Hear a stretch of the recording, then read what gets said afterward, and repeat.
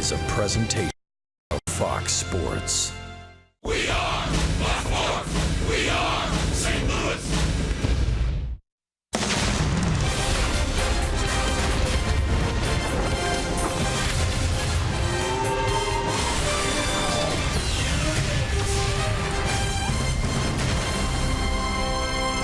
This is St. Louis Cardinals baseball and an old rivalry renewed. It's the St. Louis Cardinals and the Chicago Cubs. First time the Cardinals have been to Wrigley Field all season long. And with Jim Hayes and Tim McCarver, I'm Dan McLaughlin. Delighted to have you with us. The Cubs are rolling right now, Tim. They're 12.5 games in front of St. Louis. As a matter of fact, historic start. Largest lead this club has had since 1929. Think about that for just a moment.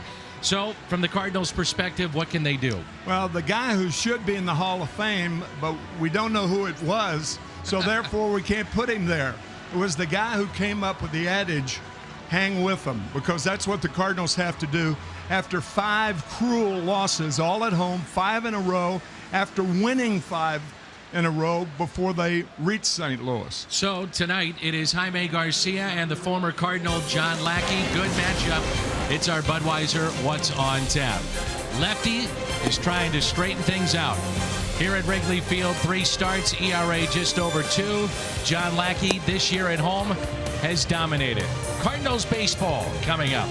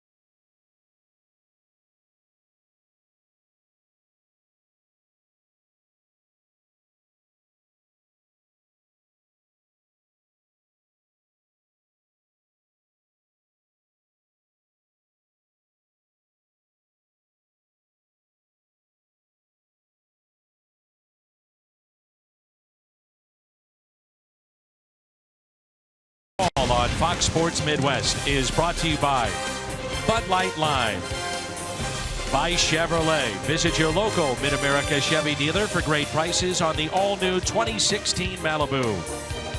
And by Menards. Save big money at Menards on all your home improvement needs.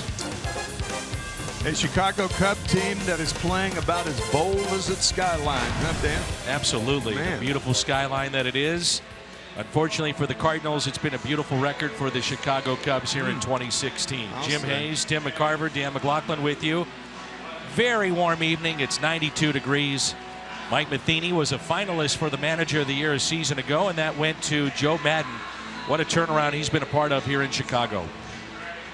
Only his second year. He was a minor league player from 1976 to 1979, then became a bench coach for Mike Scioscia and the Anaheim Angels. Moved on to Tampa Bay and win 2006. A couple of postseason appearances, actually 4, and went to the World Series one year.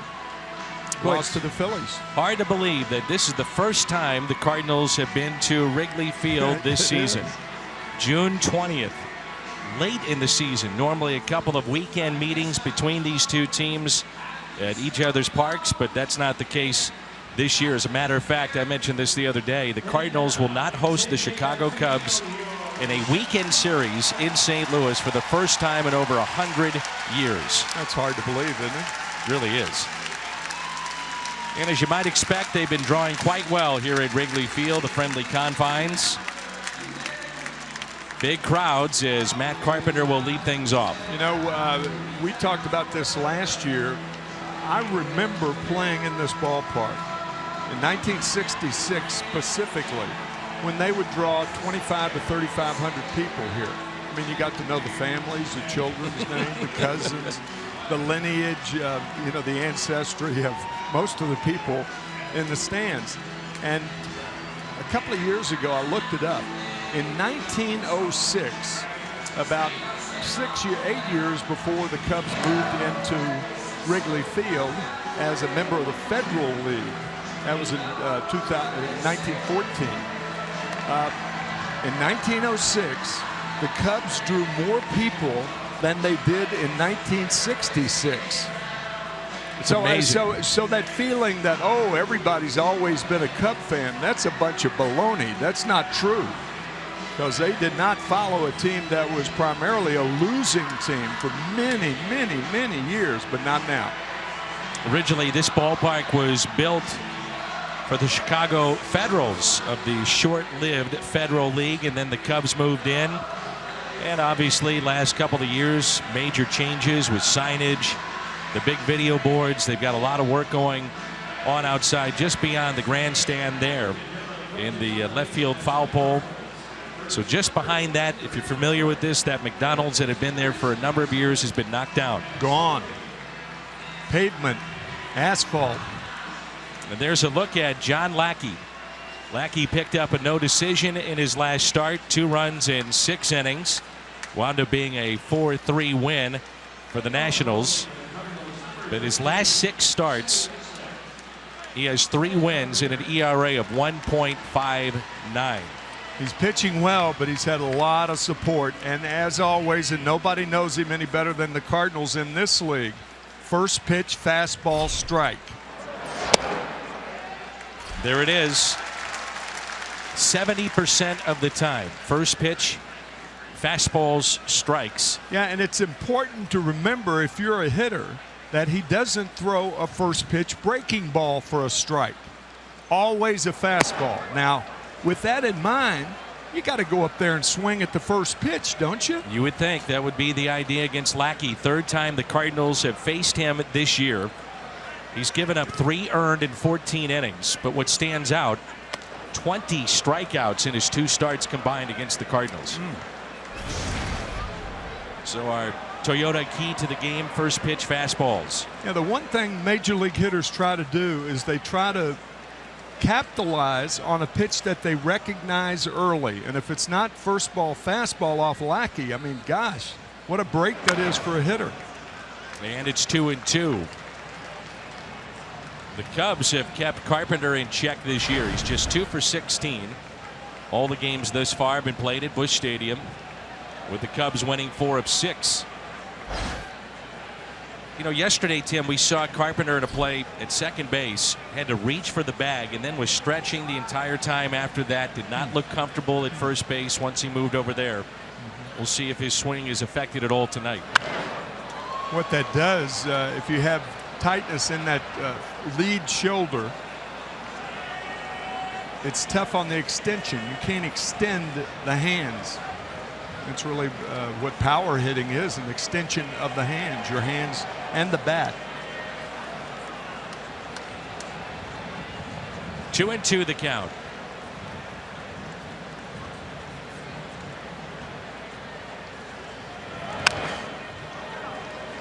It's a good swing there. Everybody checks the wind for one of the first things at Wrigley Field. It looks like it's blowing in from left field and toward right field. Should be a good night for left-handed batters more than right-handed batters. The 2-2 pitch to Carpenter.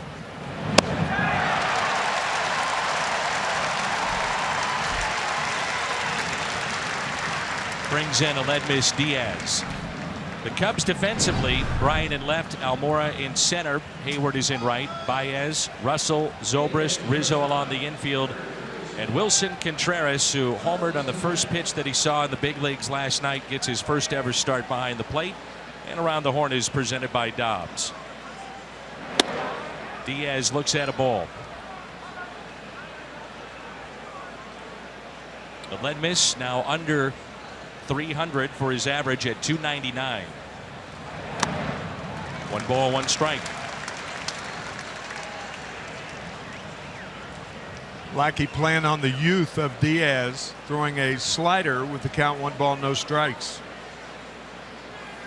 Cardinals come in having lost 5 in a row, and in those games they've only scored 10 runs. And despite the downfall in offense for Mike Matheny, club is second overall in runs scored, just 4 back of you-know-who, the Chicago Cubs.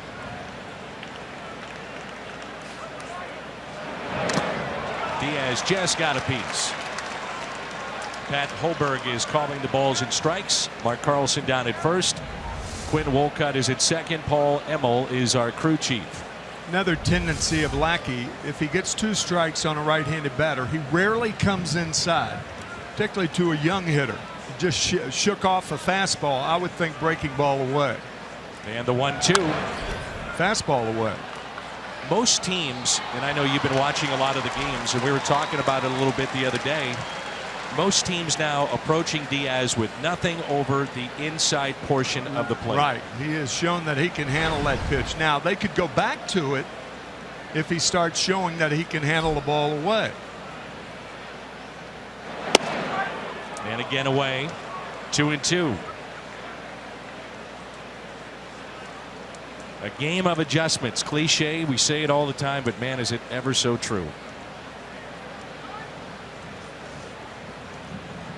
Again, they set up outside, and the 2-2. As Lackey dropped down. Yeah, that ball was intended to be outside. When a pitcher drops down, he gets that hitter leaning, and usually you don't want to throw it inside because he's leaning, and you throw it where he was. That's not a good sign. No. So if you get him to bail, you want the pitch to be outside. The 2-2. Ground ball hit left side. Russell sliding, throwing. The pick. Got it. I don't think he was out. Great play by a young shortstop who can flat out pick it. Addison Russell. Diaz just staying at first base. I think the hop is what cost him velocity on the play. I thought he was safe. He was safe. Agreed. So they will take a look at this. If it is indeed a base hit, it'll be the 16th infield hit already for Aledmys Diaz this year. Nice going. I didn't know that. Really shows off his speed. Yeah, it does. It's usually that crease between the shortstop and the third baseman, too, where the shortstop has to make a great play, or the third baseman dives and cuts it off before it gets there.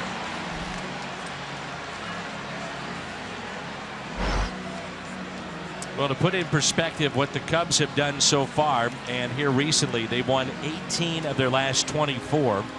Only the Texas Rangers have posted a better record. We saw them over the weekend. And pitching is the name of the game for Chicago. They have flat out pitched, and the call is safe.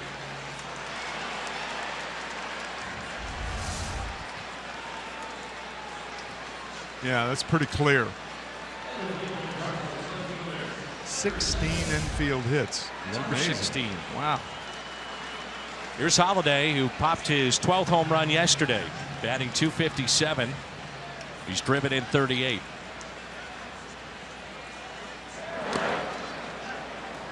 Interesting that Joe Maddon gives this young man right there his first ever start in the big leagues with a guy that we know can get a little unnerved at times on the mound, in John Lackey. That's a very, very good point. Well pointed out. I don't know the reason. Neither one of us, we tried to get to Joe Maddon. One of the things about success in the big leagues is tougher to get to, and as far as managers are concerned, tougher to talk to them.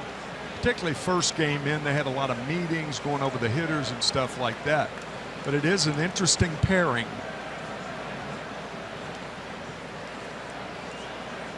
The 2-0.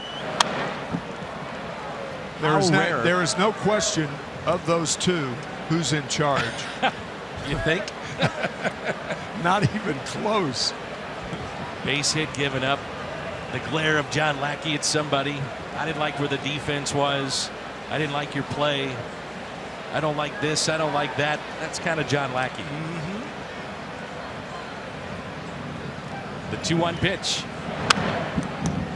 I was about to say how rare it is to see 400 career starts. To put it in perspective, think about this. Since 1920, there have been nearly 5,000 pitchers make a start in the big leagues. Lackey is number 101 to get to 400 career starts out of those 5,000. I mean, it's rare that guys last this long.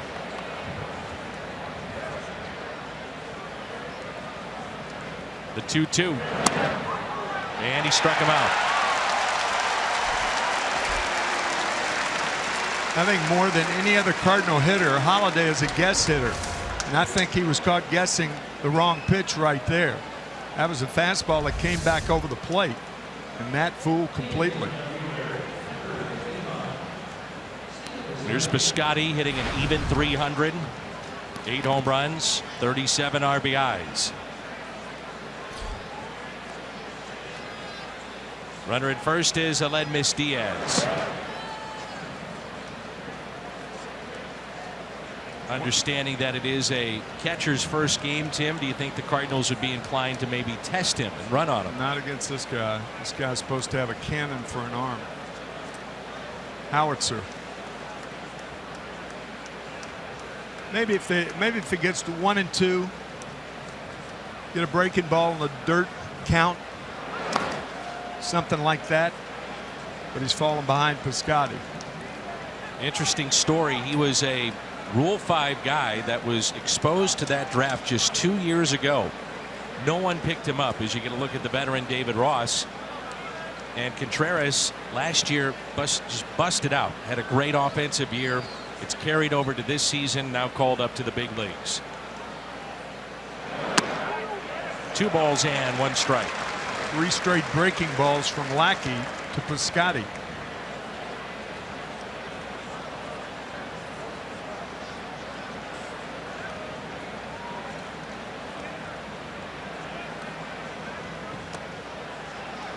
Three and 1.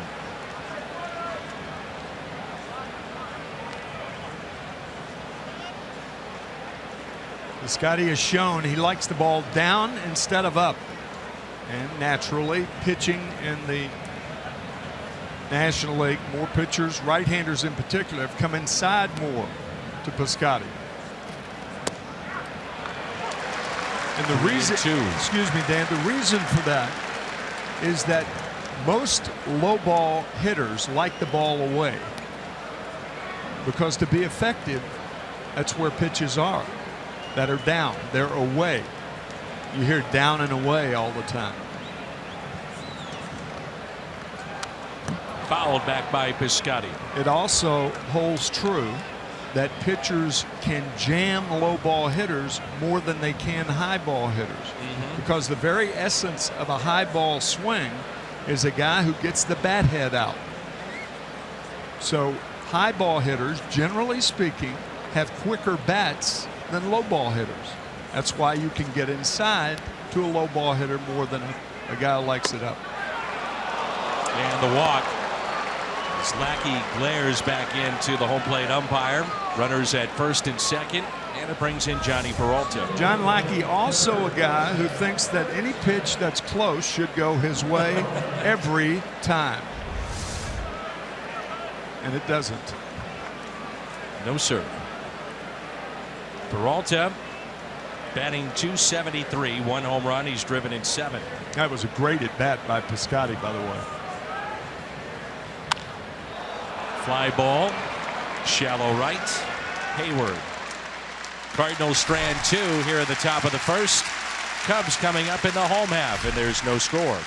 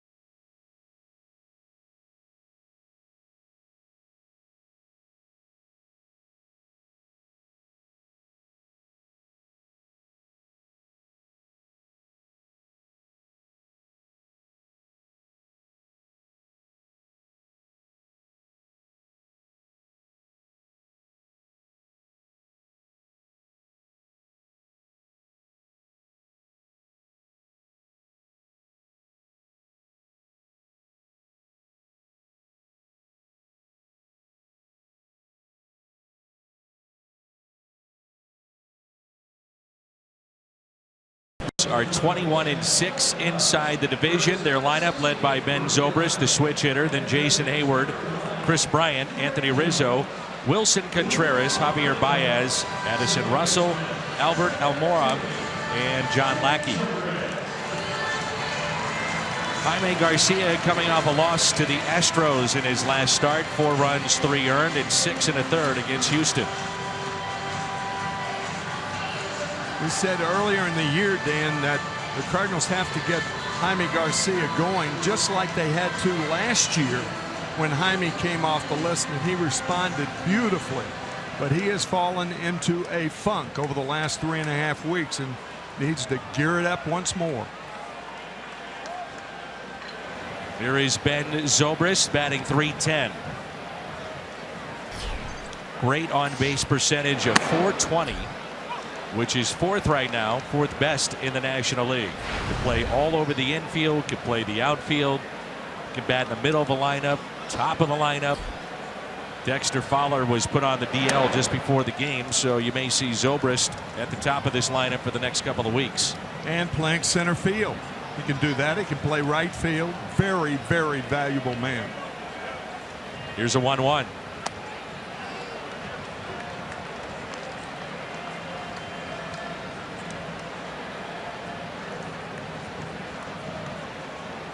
.44 walks on the year, with 11 of those coming in the last 14 games.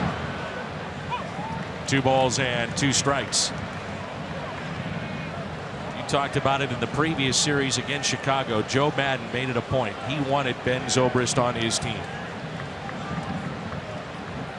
Played for him for so many years down in Tampa Bay. And Ben Zobrist has a World Series ring to his credit with the Kansas City Royals last year. Off of Garcia, and this will be a base hit.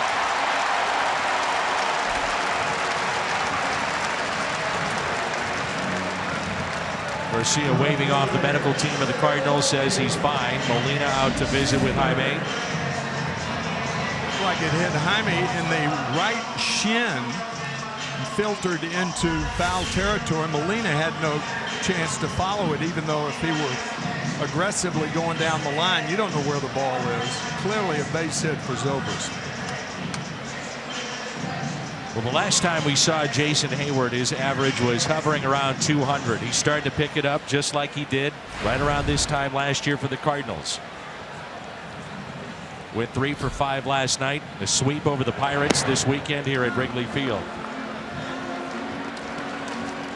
Jason has chosen the best team in baseball to go badly. You can't pick a better team to go bad. If you're going to go badly, try to do it in disguise. You think about it, you sign that kind of contract anywhere else and you start out like this, you know, there's headlines and stories being written about how you're the problem. Oh yeah, oh yeah, particularly if the Cubs had started out poorly. Just think how the writers and the talk show hosts and social media and what have you would be on Hayward.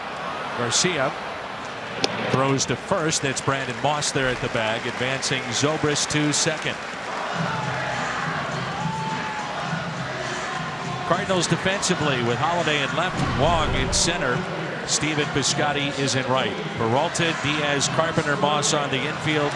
Molina behind the plate. Around the horn is presented by Dobbs.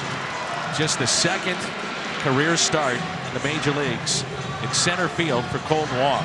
And this is a tough place to do it. Well, I'll say that you brought that point up about 5 minutes going on the air, particularly for Colton Wong, who is shading Bryant to left field and very deep. You've got to do that and respect his power. But that ball to right center field could give Colton Wong a lot of fits tonight with that wind blowing toward the right field line. National League Rookie of the Year Chris Bryant, 273 his average, tied for the team lead in home runs with Rizzo. Both have 17, and he's driven in 47.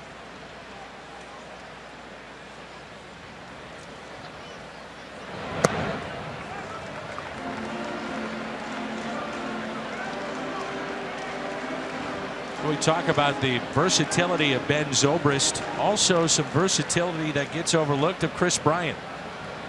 He has played third base primarily, but plays left, right, occasionally in center. And tonight he's in left field. Breaks his bat, and it's popped up. That ball will carry into shallow right. Boy, the wind took that right to the glove of Stephen Piscotty. And Stephen paying attention to that flag, and that's what outfielders have to do. And that's why we talked about Colton Wong being ready in center field. If you're Colton, you got to cheat toward right center field.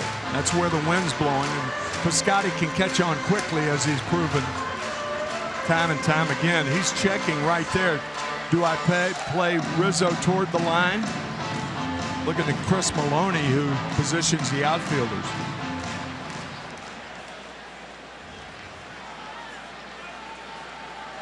I can't think, Tim, of a player from this side of the plate that crowds the plate as much as Anthony Rizzo. There's no outside strike to him. You can't throw a pitch outside unless it's off the plate like that. I credit Rizzo for taking advantage of the way the game is played today. I mean, the balls that are thrown inside are almost under the authority of the umpires. Sure. And whether it's intentional. I mean, Rizzo's been hit over the last 3.5 years by more times than any other player in the major leagues.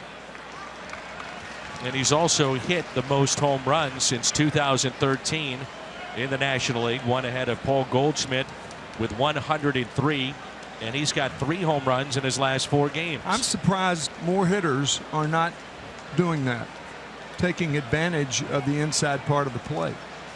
Used to be pitchers would throw up and in, they'd get you off the plate. They can't do that anymore. Here's a 2-0 pitch. Umpires are instructed, letter of the law if you will, that if you are intentionally trying to hit a batter, you're supposed to be ejected. That's it, you're gone. Right, really without a warning. Exactly. But most of the time it is a warning, particularly if it's happened 2 times in a row or something like that. Here's a 3-0. You think about it, I mean, the outside part of the plate is the pitchers. The plate is 17 inches wide. Bob Gibson, the great Bob Gibson, used to say, that outside part, that outside inch is mine. If you want to dive across the plate, you do so at your own peril. And that was really the word Bob used, and a lot of guys thought about it. Some tried, few succeeded. So Contreras homered on the first pitch that he saw last night in the big leagues. Last to do that was Starling Marte of the Pirates a few years ago. Last Cub to homer in his first at bat was Jorge Soler. And it made us think about Keith Home Run McDonald back in 2000 with the Cardinals. Wound up with a total of 11 major league at bats, hit 3 home runs. Hits it off the end of the bat. Long way to go here for Carpenter, and he makes the play. So the Cubs strand 2. We move to inning number 2. No score from historic Wrigley Field in Chicago.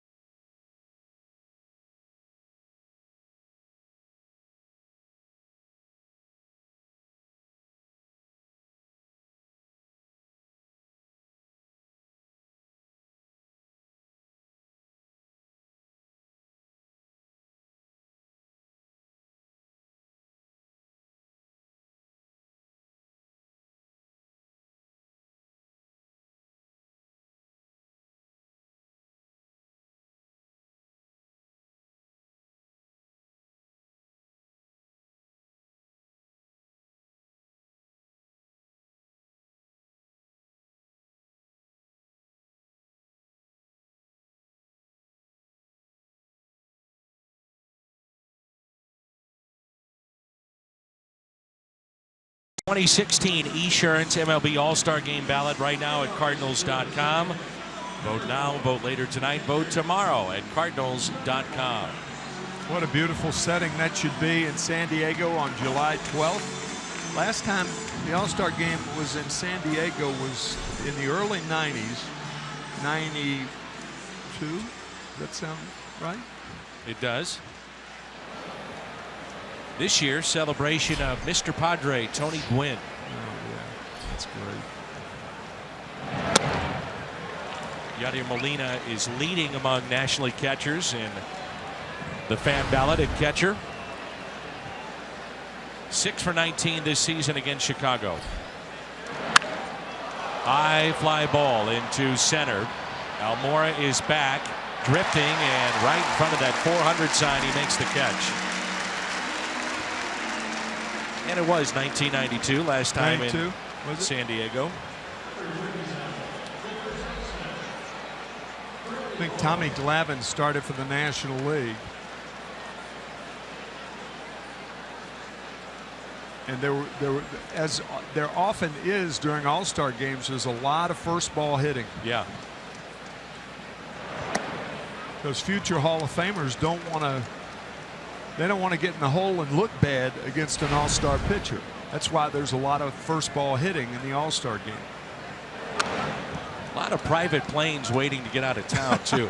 Well, they used to.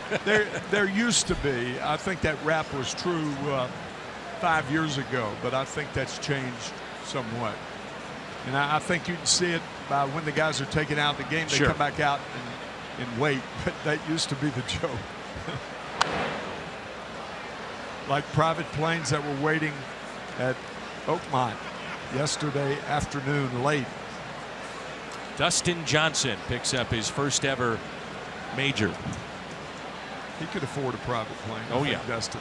Yeah. Married to Paulina Gretzky. And Moss hits it a ton out to deep right field. It's 1-0 Cardinals. Brandon Moss with home run number 16, and that snaps an 0 for 8.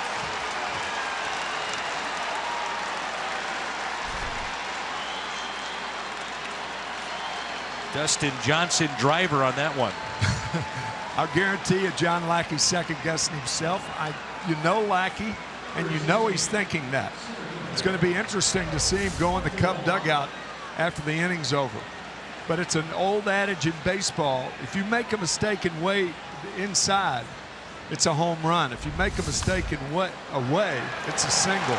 So we've had a home run and a single, true to form. So base hit by center fielder Colton Wong. To me, Tim, that's big for Colton Wong, because if you've been watching him like we have for the better part of the last 2.5, 3 months, everything it seems like he's trying to pull out of the park. And when he's right, he's using the entire field. There's nothing wrong and everything right with using the entire field. Look for a bunt here, obviously. Garcia gets it down, charging Baez. Thought about going to second. And it's the 6th sacrifice this year for Jaime Garcia. That puts Wong in scoring position.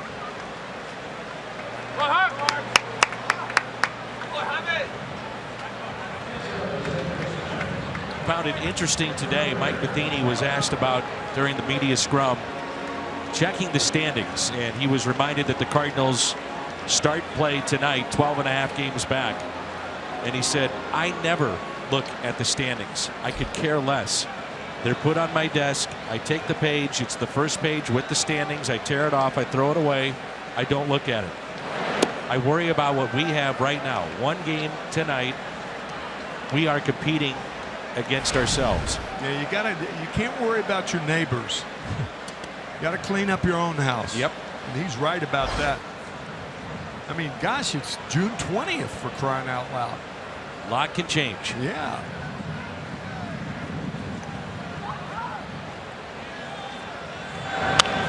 Carpenter yanks it foul. And hopefully that gentleman is all right. In a Cardinal shirt. One of the few reds in the field of blue. I think he was protecting that little girl that was to his right. I think he was. There's a look at the Hyundai pitch arsenal for John Lackey. Now time is called. He certainly was. Like a young lady who may be his daughter, perhaps. 2-1 the count on Carpenter, who struck out swinging. 7-pitch first at bat to start the game. Trying to make it a 13-game hitting streak. The 2-1. Way outside. During this streak, Carpenter's hit .463 with 13 walks, only 4 strikeouts.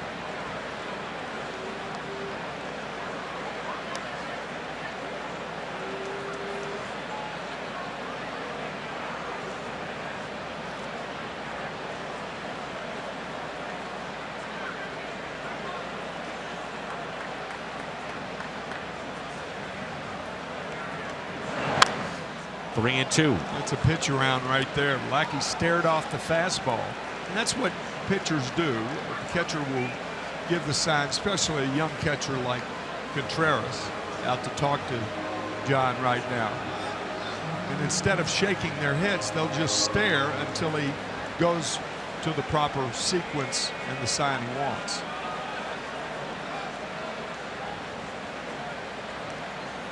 Seems reasonable, though, that he'd rather pitch to Diaz than Carpenter. Fouled back, left that pitch up. Got away with it.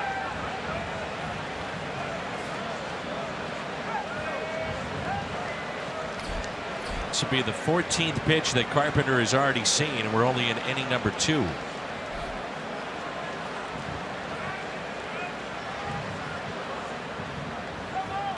Now time is called. The Cardinals did not take batting practice on the field. They were told it was supposed to pour here at Wrigley Field. And Tim, maybe a little gamesmanship because there wasn't a cloud in the sky as Carpenter draws the walk. Second issued by Lackey. The old tell him that it's going to pour trick.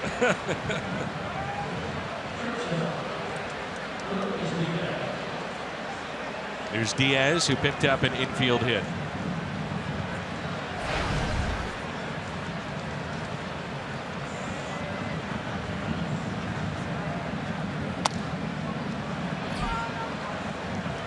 Not to say that he won't regain that pinpoint control, but not nearly the control that we saw in the previous 2 starts by John Lackey against the Cardinals.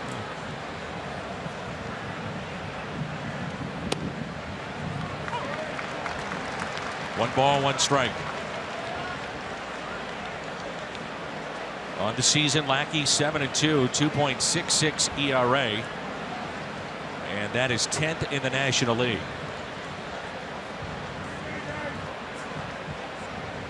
And Diaz hits it out of play, but to put it in perspective, this start for the Cubs, and I mentioned their great pitching, their 5 starters are all in the top 15 in ERA. That's unbelievable. And then for Joe Madden, if you mix in the relievers with the starters, the opposition this year collectively is hitting just .205 against the Cubs. You were doing a talk show before the game started, and I heard you mention that. I didn't know that. .205. That's just unbelievable, particularly on June 20th. Right. This isn't a 2-week deal. This is for almost 3 months of the season.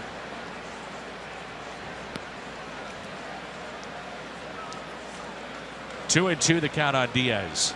Runners at first and second. Moss has a home run to put the Cardinals on top. Diaz out to left, sinking, it drops. It's a base hit. Throw by Bryant, not in time, as Wong will score to make it 2-0. And a lead miss. Diaz is 2 for 2.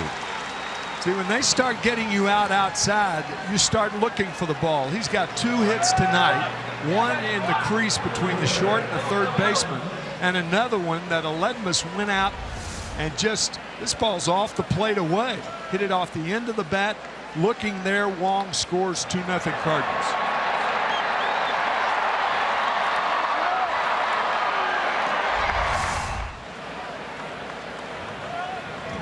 Extends the inning to Matt Holliday.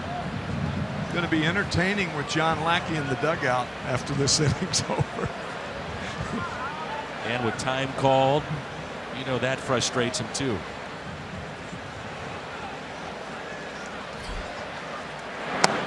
Holliday looks at a strike.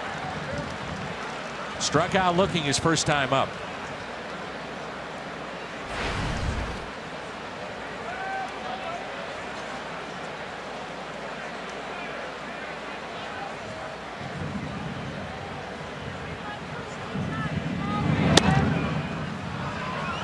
Just off the plate, 1-1.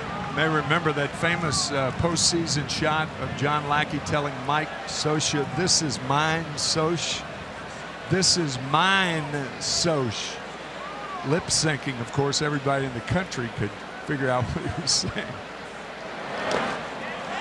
I don't think there's anybody that would doubt his competitiveness, his drive. Oh yeah, he is all of that. Pitch for Boston back in the 2013 World Series against the Cardinals was terrific. It really, for all intents and purposes, pitched outstanding baseball for the Cardinals while wearing that uniform. Pitched for $500,000 last year. Chump change today's market. 2-2. Cardinals gave up Allen Craig, Joe Kelly. Of course, you all remember, and Kelly's been in the minor leagues. Craig has been buried in the minor leagues. Tremendous deal for St. Louis.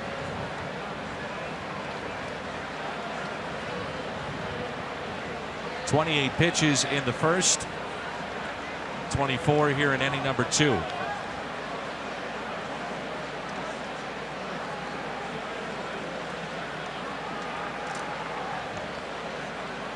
The 2-2 up and in to Holliday. With the speed of Diaz, the ball gets in the gap. You never know. With this 3-2 pitch and 2 outs, he's off with the pitch. That's why a 2-2 pitch with 2 outs is a very important pitch. You don't want the count to go to 3-2, so the guy at first base has that extra jump. Diaz very savvy to stuff like that, though. He's proven that. Foul ball. Mike Matheny was talking about it earlier, talking about how he's so impressed with his players from Cuba and what a grasp of the game that they have. You don't have to explain it to them but once. Such a competitive high level of baseball too. Yeah, from a very early age. Right. So we'll do it again. Runners at first and second, 2 down. Full count on Holliday.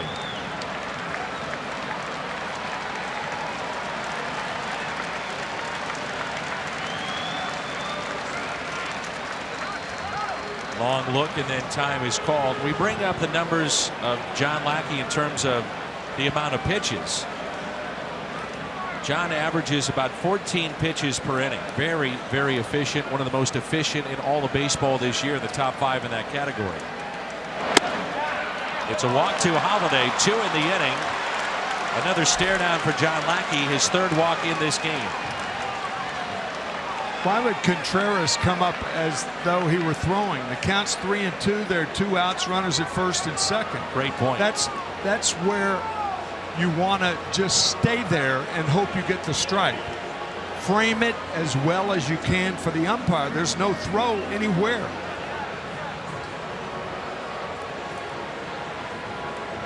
Cubs starters, more on them for Joe Madden. Arcia in the driver's seat, ranks this month first in ERA, opponent's average, winning percentage, and whip. And now it's the game's best with runners in scoring position statistically this year. Stephen Piscotty hitting .500. One grand slam to his credit this year. And for his career, that was in Washington.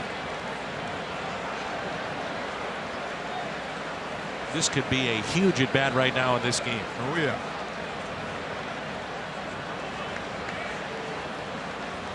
Remember, Piscotty likes the ball down.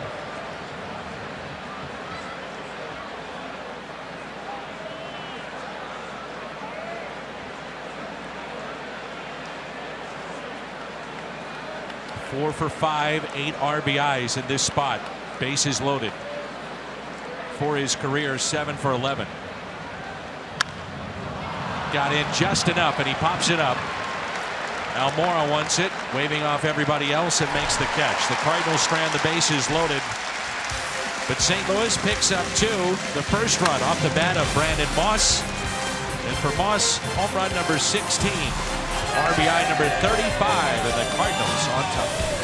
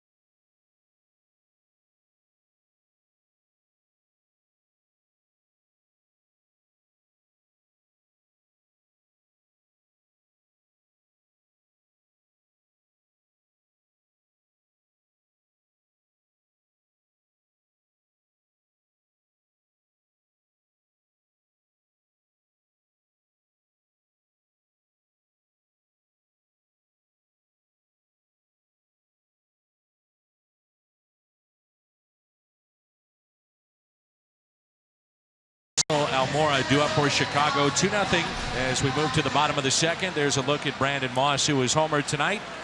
More on the Cardinal first baseman. Let's check in with Jim. Yeah, Brandon Moss has been getting more of the starts at first base of late. Mike Matheny telling me he goes by matchups and he goes by how a guy looks at the plate. Moss has looked very good over his last 14 games, hitting .333 over that stretch with 7 homers. That's not counting tonight. He now has 8 homers in his last 15 games. Moss did bring an 0 for 8 into tonight's game. He told me, I'm seeing the ball really well now. He says he's been hitting the ball right at guys. And Dan, he told me as a hitter, you have to know when your swing is off and when you're hitting the ball well and just not getting results. He told me before the game his swing is in a really good place. And I guess that shot in the top of the inning proves him right, Dan. And on the flip side of that, if Moss plays more times than not, that means Adams sits. Yeah, Adams told me after a rough homestand, he's going to focus on what he can control and not getting distracted by the things he can't. He's just trying to stay ready for when he's called upon, and that's not easy here at Wrigley. You guys talked about no BP outside because they said it was going to rain, and also the batting cage. Time there is limited, Dan. Broken bat infield single for Javier Baez.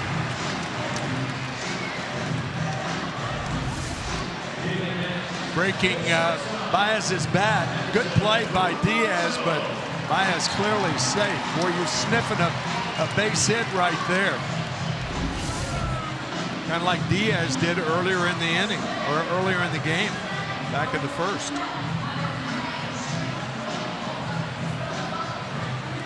Addison Russell with a 2-run homer yesterday. Now driven in 37, 4th among all shortstops in baseball. Batting .231. High fly ball. Tailing towards right field. Catch is made by Piscotty for the first out. Well, Jim talked about the homestand for Matt Adams. It was a tough homestand for everybody. First time, by the way, since 1983. The Cardinals were swept at home during a homestand with more than one team coming through St. Louis. So it wasn't just a 3-game sweep. That was 5 ball games and 2 different teams. Ugly all the way around. Yeah, with an off day in between. 2 against Houston, off day Thursday, 3 against Texas. The ones against Texas were horrible, nightmarish. And Mike Matheny talked about it. There's a strike to Almora, where this season trying to get everything to come together at once has been really tough. He said, you know, for the longest time it was our starting pitching, we're trying to get it right. Bullpen, very, very good. Now it's the starting pitching that's been great, and the bullpen has been suspect at best. 12 of the 19 runs scored in that homestand were scored from the 7th inning on. 12 of 19. 3 blown saves. Indicative of a poor bullpen. 3 blown saves, right? This is one of those young Cubs, Almora. 10 position players that are 26 or younger have contributed to the Chicago Cubs and what they're doing this year. And it's not just a little bit here and there. They all, of those 10, have at least 100 at-bats. The core of this group is Almora swings and misses. Now, think about this. The 2001 Mariners had only one that was below the age of 26. That was Carlos Guillen at the time. How about that? That's when, you know, the Mariners put up historic numbers. Yeah. But they lost in postseason play. Ichiro was the MVP. That was Ichiro's first year, right? That's right. He was Rookie of the Year, and Ichiro, I mean, he is remarkable. He's awesome. You think Ichiro's ever had a pulled muscle? No way. No way. And major league players, we're going to be down in Miami in latter part of July, the last 4 days of July. And I'm going to talk to him specifically about that, his training techniques. Lackey drives it into right center, but there's Colton Wong. He makes the catch. Cubs strand a runner, and we played 2. St. Louis on top.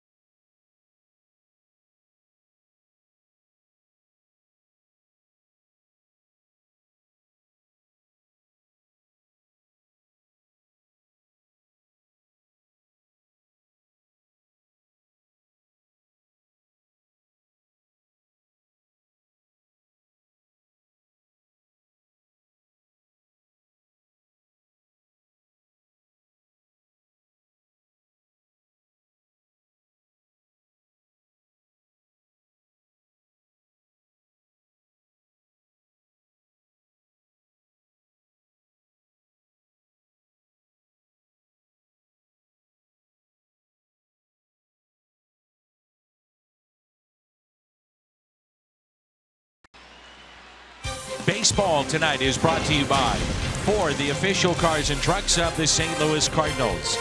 And by Steel Outdoor Power Equipment, quality, reliability, and value. Find a servicing Steel dealer at steeldealers.com or search STIHL.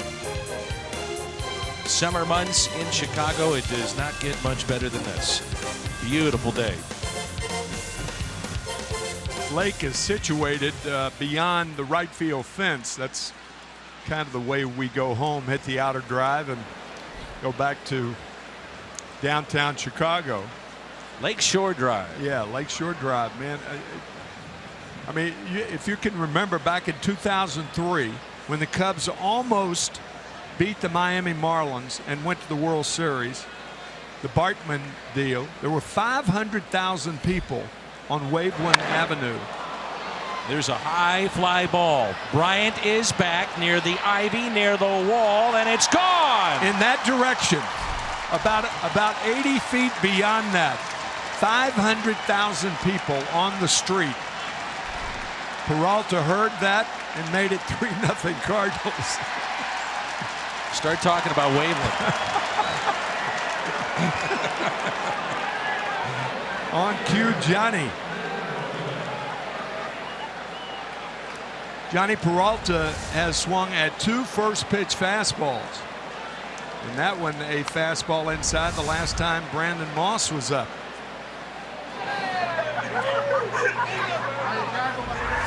So Peralta, his second home run this year.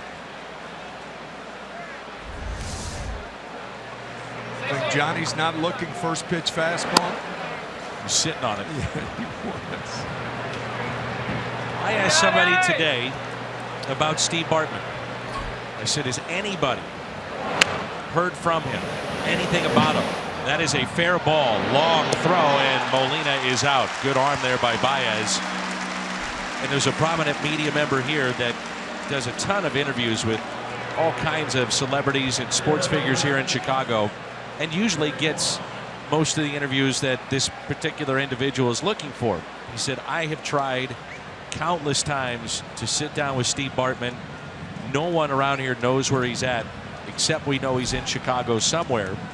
He has a lawyer that handles all requests, and he's very respectful, declines to do it, doesn't want to make any money off that. Look at this. Deep right center. The wind, though, knocks it down as Moss gave it a ride. Well, we saw the flag in the first inning blowing out toward right, and now it's blowing straight in from center field. Straight in. There has never been a player hit the scoreboard here at the ballpark. The only ball that has ever hit that board is Sam Snead, the golfer, back in 1951. Well, Roberto Clemente hit one to the left of it in batting practice. But did not hit the board. Did not hit the board. That's correct.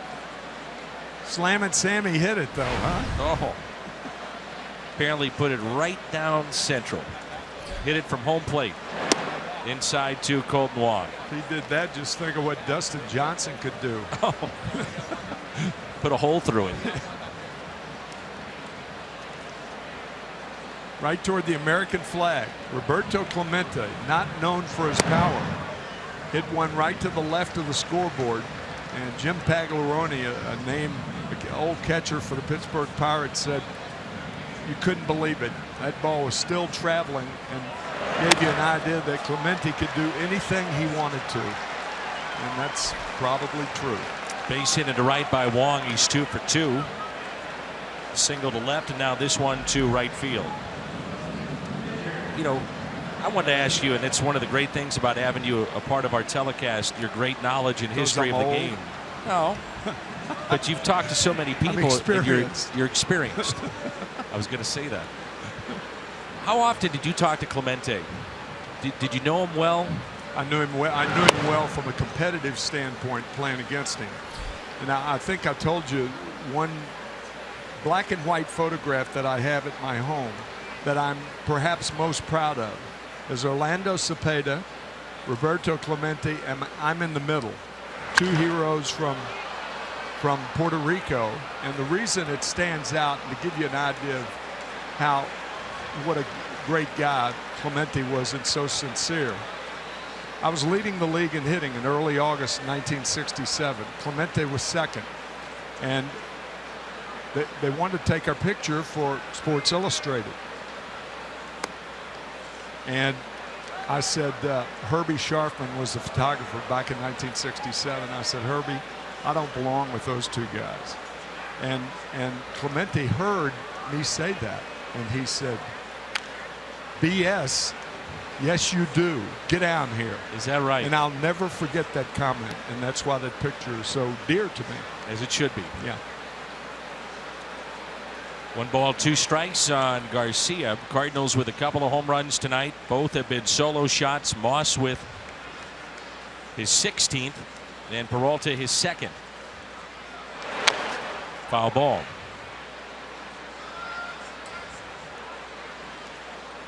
Boy, 71 pitches already for John Lackey, and he's recorded 8 outs.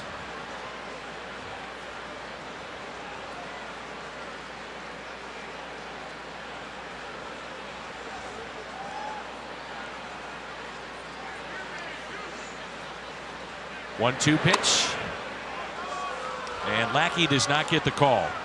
Now that one he may be right on. Look at this, just staring back at the home plate umpire. He was walking off the mound to the dugout. Yeah, I don't know. The ball may have been up. Pat Hoberg, the home plate umpire. I mean, it wouldn't. I didn't think. Wasn't right down the middle and clear cut. Usually you don't drop down to a left-handed hitter anyway. You're doing that to get a right-handed batter to move off the plate. So why is he doing that to begin with?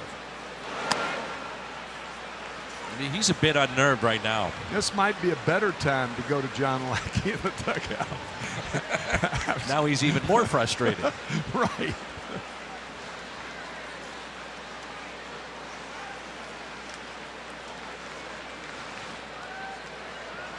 Three-two, and Garcia strikes out as again Lackey was staring back into Pat Hoberg.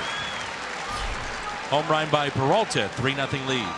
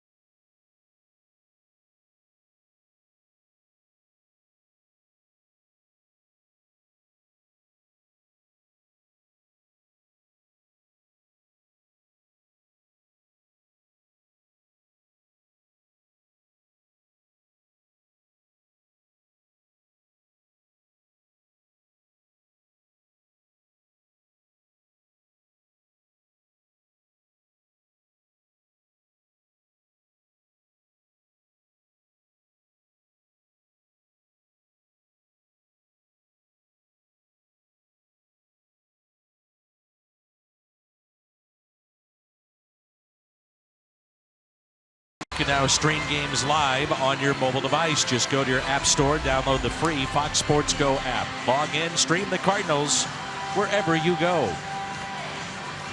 Along with Tim McCarver, I'm Dan McLaughlin. Jim Hayes is here as well. Cardinals with a lead of 3-0. Our BJC Healthcare difference maker. It's one of those oddities, Tim, where the Cardinals have played exceptionally well on the road, but for whatever reason, they have not played well at Busch Stadium, a place that they haven't had a losing record in since the ballpark opened in 2006. And the Cardinals so formidable in 2015 in one-run games. And this year, They're 4-11 in one-run games, the worst in the major leagues. Here's the top of the lineup: Zobrist, Hayward, and Bryant. First pitch is strike. Last time that Jaime Garcia beat the Chicago Cubs was June 3rd of 2011. 3 starts since then. He's only gotten 7 runs of support as Zobrist hits it deep in the hole. Tough play for Diaz and no play. Zobrist beats it out, and he's 2 for 2.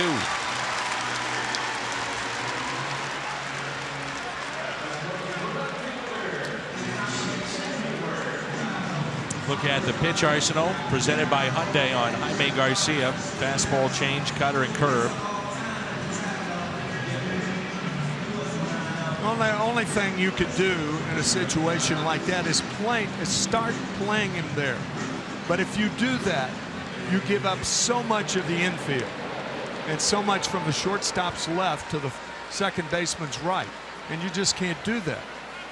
So like Diaz did earlier, Zobrist found that seam between short and third. Normally Garcia pretty good against lefties, but this year they're hitting him at a 292 clip. And we'll see too as this game goes on if he allows runners, if pitches get up. And the reason why is that he'll try to speed up the delivery to the plate. Arm drags a little bit by speeding that up, and he'll lead pitches up in the zone. It was something that he really tried to keep an eye on in spring training, to the point that he went and worked on that, skipped a start, and did a spot start, if you will. Well, that's just a matter of somebody trying to do too much, though. You just can't do too much. That line we talked about, hang with them, earlier in the opening. You know, that other line is stay within yourself. And the reason it's such a cliche is because it's so true, like all cliches. 1-1, fouled back by Hayward.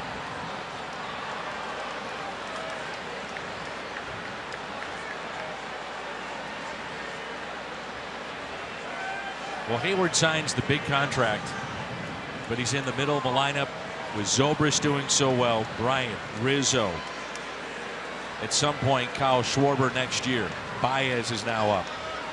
Just can fit right in. As we said earlier, he chose the best team in the major leagues to go badly. Missouri Lottery Fox Tracks held on to by Molina for the strikeout number 2 tonight for Jaime Garcia. I thought at the time, before any games were played, he was the perfect fit for the Chicago Cubs. Partly because of that, doesn't have to be the main guy. And the other part was that you're going to see a guy that, when right, has a high on-base percentage around a lot of big boppers like this guy, Bryant. Good defender in a tough park. In a tough ballpark. Sure. For right field to play. Probably the toughest in the National League, I would think. I think that's fair. I'm not sure there's a tougher park to play right field anywhere. Anywhere.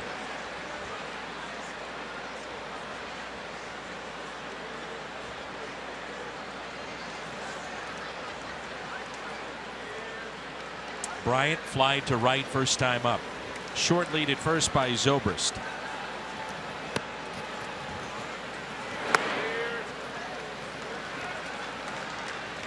Well, you said something to me a few years ago, and boy, does it resonate now. I said, why, Tim, have the Cubs struggled all these years? You said simply the draft, player development. Now they're doing that, and look at what happened. Oh, boy. They just did not develop players in the 50s, 60s. Ron Santo, Billy Williams. Those were 2 guys. Glenn Beckert, Kenny Hubbs, 2 second basemen. Kenny killed in a plane crash in 1963. Donnie Kessinger was another. Donnie, an Ole Miss basketball star from Forest City, Arkansas. one of the great guys around and a very, very good player for a long time. But they didn't have many. 2-1 pitch. Bryant rips it out to left field. That'll go all the way to the wall. Zobrist will score, and the Cubs get on the board. Chris Bryant drives in his 48th. You know, there are ground rules with the ivy. It was planted by Bill Beck in 1937, by the way, and it's still there. It looks as pretty as it has ever looked. But sometimes that ball won't stick in there to stay, but it'll stick in there enough to fool the outfielder, a guy like Matt Holliday. That ball down and in. Now watch the ball stick and then roll out. To me, I know it's a tough call, and it's not in the ground rules. It's got to stick in there for it to be a ground rule double. But on a play like that, it would be understandable if an umpire ruled that as a ground rule double, I think. Agreed. Initially, I thought it was going to stick in there. Yeah, I did too. And it did momentarily, and that fools an outfielder in pursuit of a ball like that. Rizzo walked his first time up. In 1937, the ivy was planted.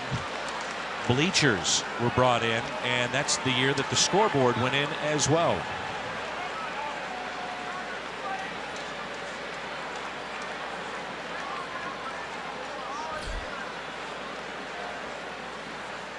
Here's the 0-1. Now it's 0-2. Wondered if Garcia may pitch around Rizzo with first base open, but he's gone right after him. Yeah, I don't think you do that. You got a 2-run lead, act like it, and pitch like it.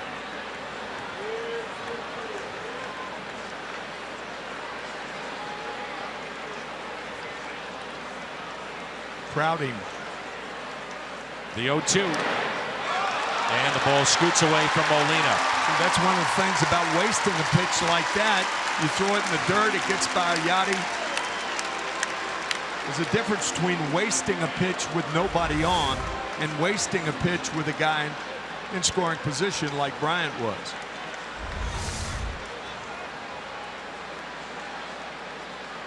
Now you need the strikeout. For the most part.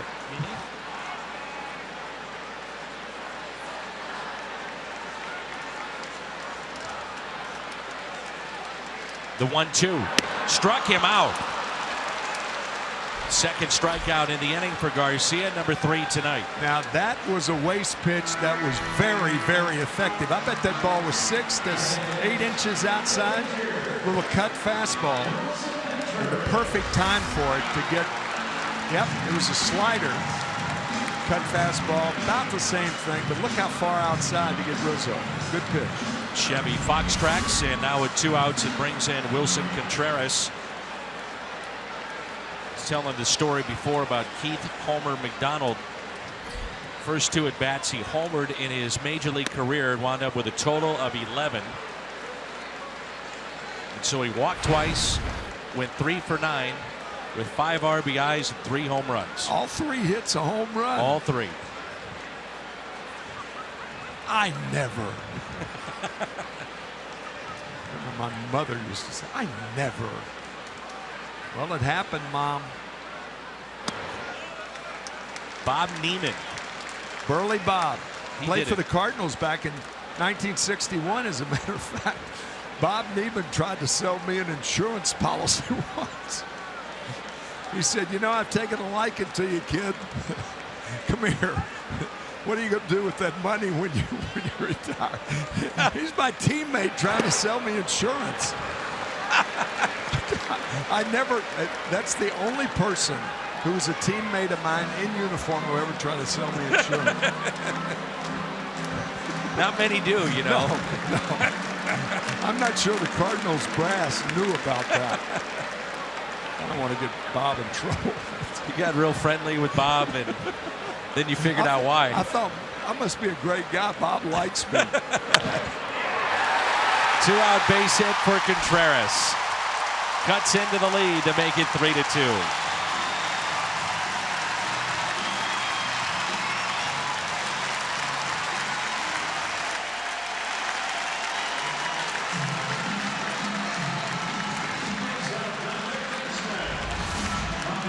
Well, you can't be everywhere. Diaz in the hole, and Contreras shoots it up the middle.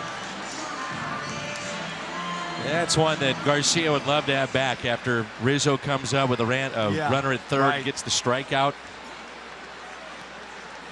Here's Baez, who picked up an infield hit back in the second.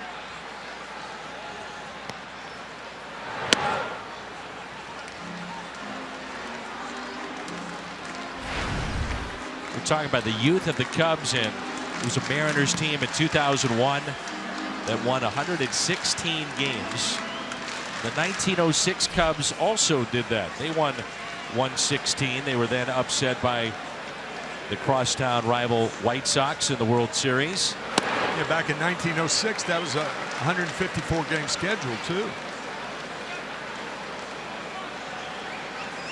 This Cubs team is on pace, and I know you don't really like to get into on pace, but just to put in perspective what they're doing here, 113 wins.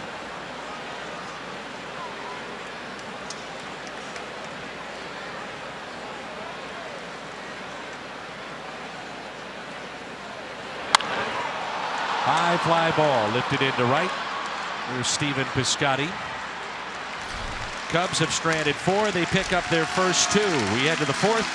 Cardinals on top 3-2.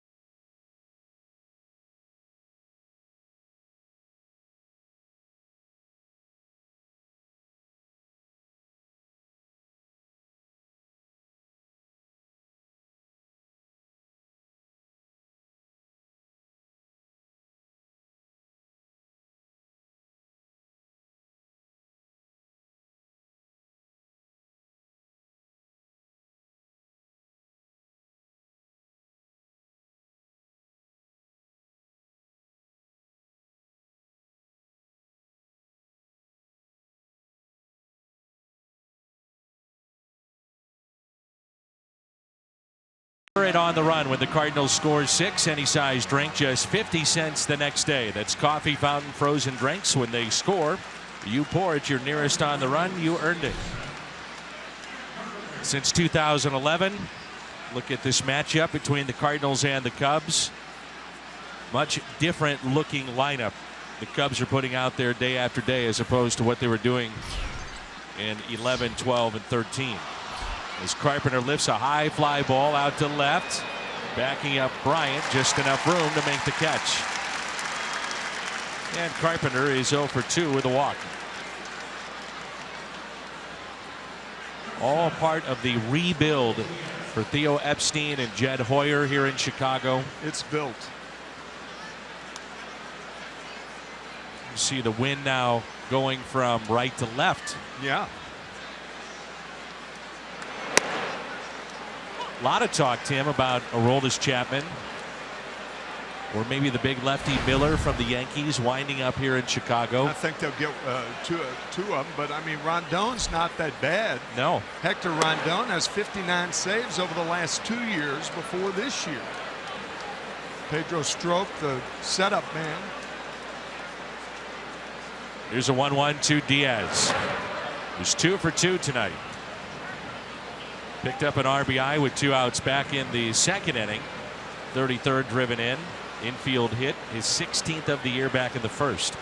I mean, what the Cubs are trying to avoid is a team that comes in here and dominates like the Mets did last year. Out to Chris Bryant again. 2 away. Beating the Cubs 4 in a row in the postseason. Daniel Murphy having that unbelievable postseason for the Mets certainly helped put them in the World Series, but they lost in 5 games to Kansas City. All you have to do is think back to your 1964 team, the great comeback that you had. Deep in the hole, it's short. Addison Russell. Wow. 6-pitch inning and highlighted by that outstanding play and throw by Addison Russell.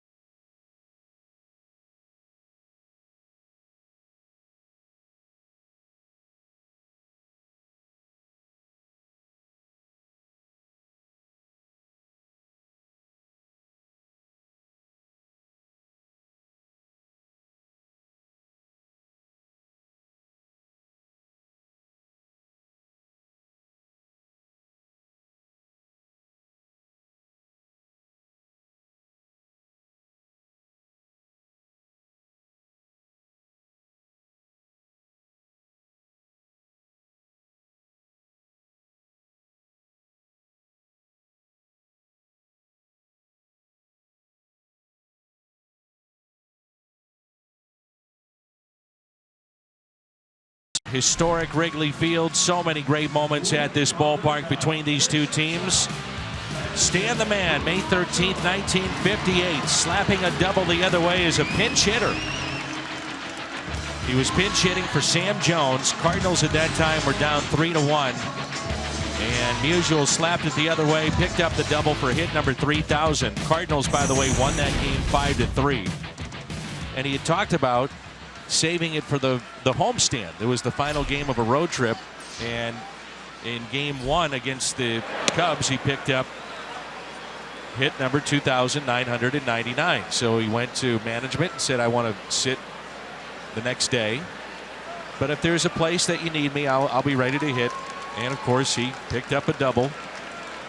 Then on the way home, everybody stopped the train ride back from Chicago to St. Louis to celebrate hit number 3,000. And then in his first game back in St. Louis for hit number 3001, he picks up a home run. That's just typical Stan. Typical Stash. The strikeout of Addison Russell. Here's music. I think Harry just like, I think he'd have called him Musial if his name wasn't Musial. His name was like Smith. He'd say, here's music. I love Harry Carey's final call of Musial's final at bat. I've got goosebumps right now. Thinking about it. Yeah, yeah. Against Jim Maloney in 1963. Low fastball. Almora is retired for out number 2. Little memory lane action up here, huh? And there's nobody more gracious to think about than going down memory lane than Stan Musial. And then you think about hit number 3,000 for Lou Brock. That was against Dennis Lamp and the Chicago Cubs. Forgotten that.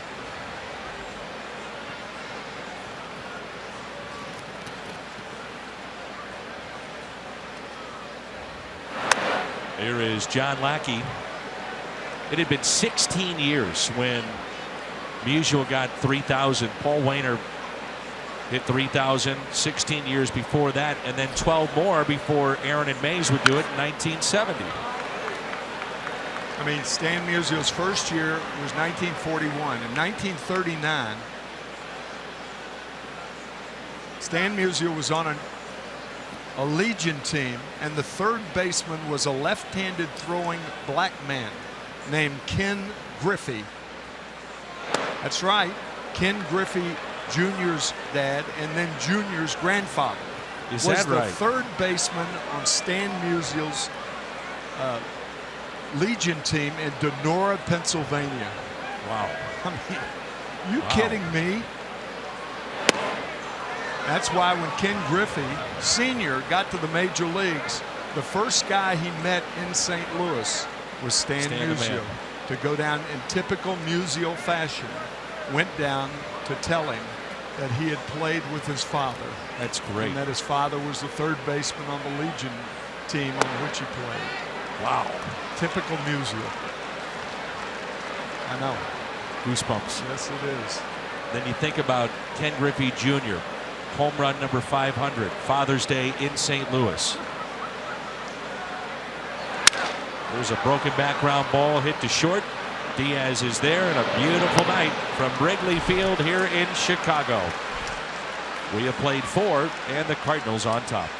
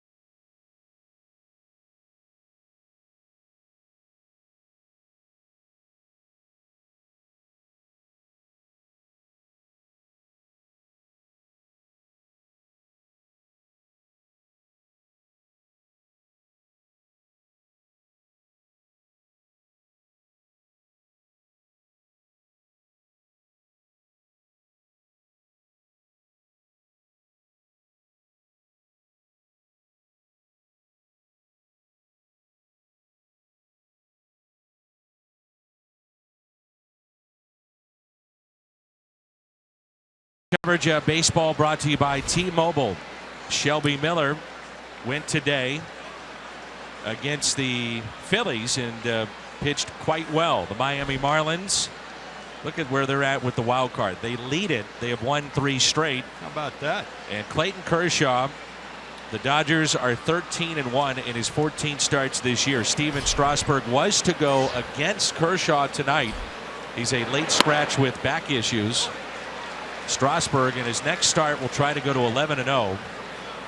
And if he does that, he would tie Andy Hawkins back in 1985 as the last starter in the National League to begin a year 11-0. He was with Texas, right? Or San Diego. Or San Diego. That's right. That's right. Gosh. Marlins have not been 6 above 500 since 2012. And right now they're firmly in the hunt for a wild card spot. Yeah, they're a good ball club. 3 of the top 6 in the National League hitting are Marlins. You didn't know Marlins could hit, did you? I did not. Of course, you knew about Billy the Marlin. Oh, yeah. only seen Billy the last 4 days in July. Old Billy. A.J. Burnett. I always think of Billy the Marlin going behind in a pickup truck during warm-ups for A.J. Burnett. Do you remember this? No, I don't. It's in between innings, and A.J. Burnett is getting loose. And here comes the old pickup truck, just, you know, trying to entertain all 500 of the people that night at whatever it was, Joe Robbie Stadium at the time, wherever they're playing. Right. And he put what? About 98 miles an hour through the side window and shattered it. And Billy the Marlin just starts ducking, and they peel out of there and, hey, move forward. Hang with him.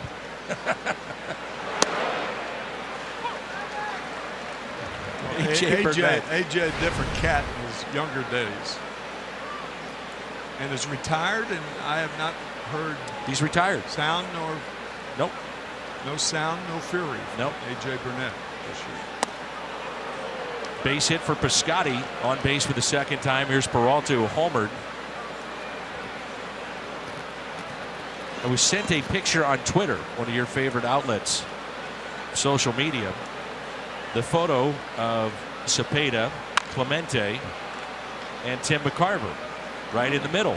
I showed you that picture, and I retweeted it so that fans have a chance to see that picture we were talking about earlier.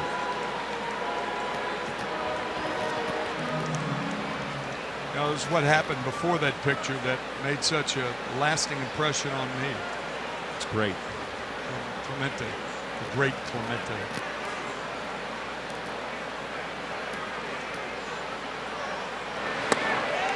And Peralta swing and a miss as Lackey picks up strikeout number 4 tonight. That was the funkiest pitch he's thrown all night. It looked like a splitter.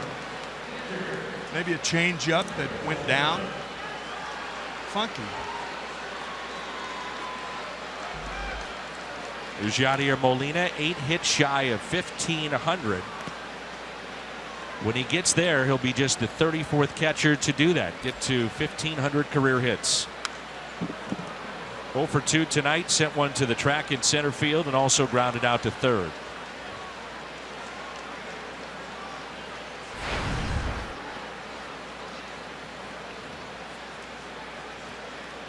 Did not play yesterday. It was Eric Fryer behind the plate, so rare off day for Molina.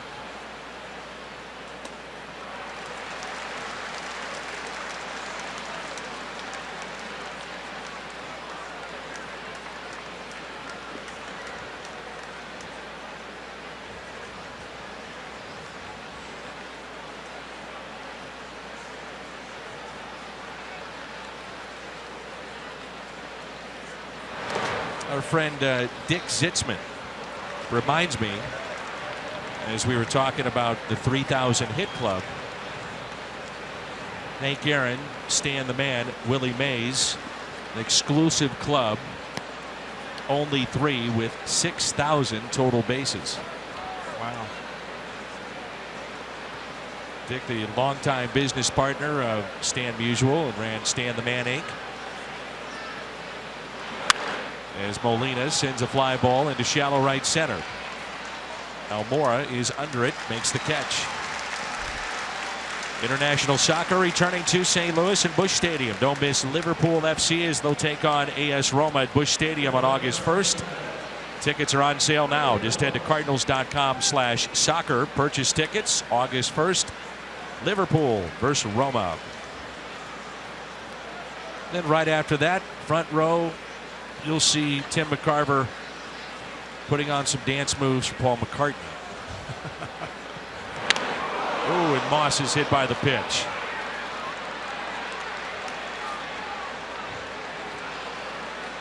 Cardinals will remember that. Yep. And they should. Moss is homered tonight, sent one to deep center. Right. That's exactly right. Lackey, the thing that does not make the Cardinal bench, and if you're Mike Matheny, you're thinking this might be the thing that right in the elbow, and that had all the appearances of being intentional. Now it may not have been, but all the appearances. And the thing that the Redbirds don't like is that Lackey's not going to hit again in this game. So Lackey's probably Great point. thinking that, well, you know, they'll forget it the next time. Baloney. Wong hits it the other way, but it's caught it short by Addison Russell. St. Louis is stranded 8. We're midway through 5. 3-2 Cardinals.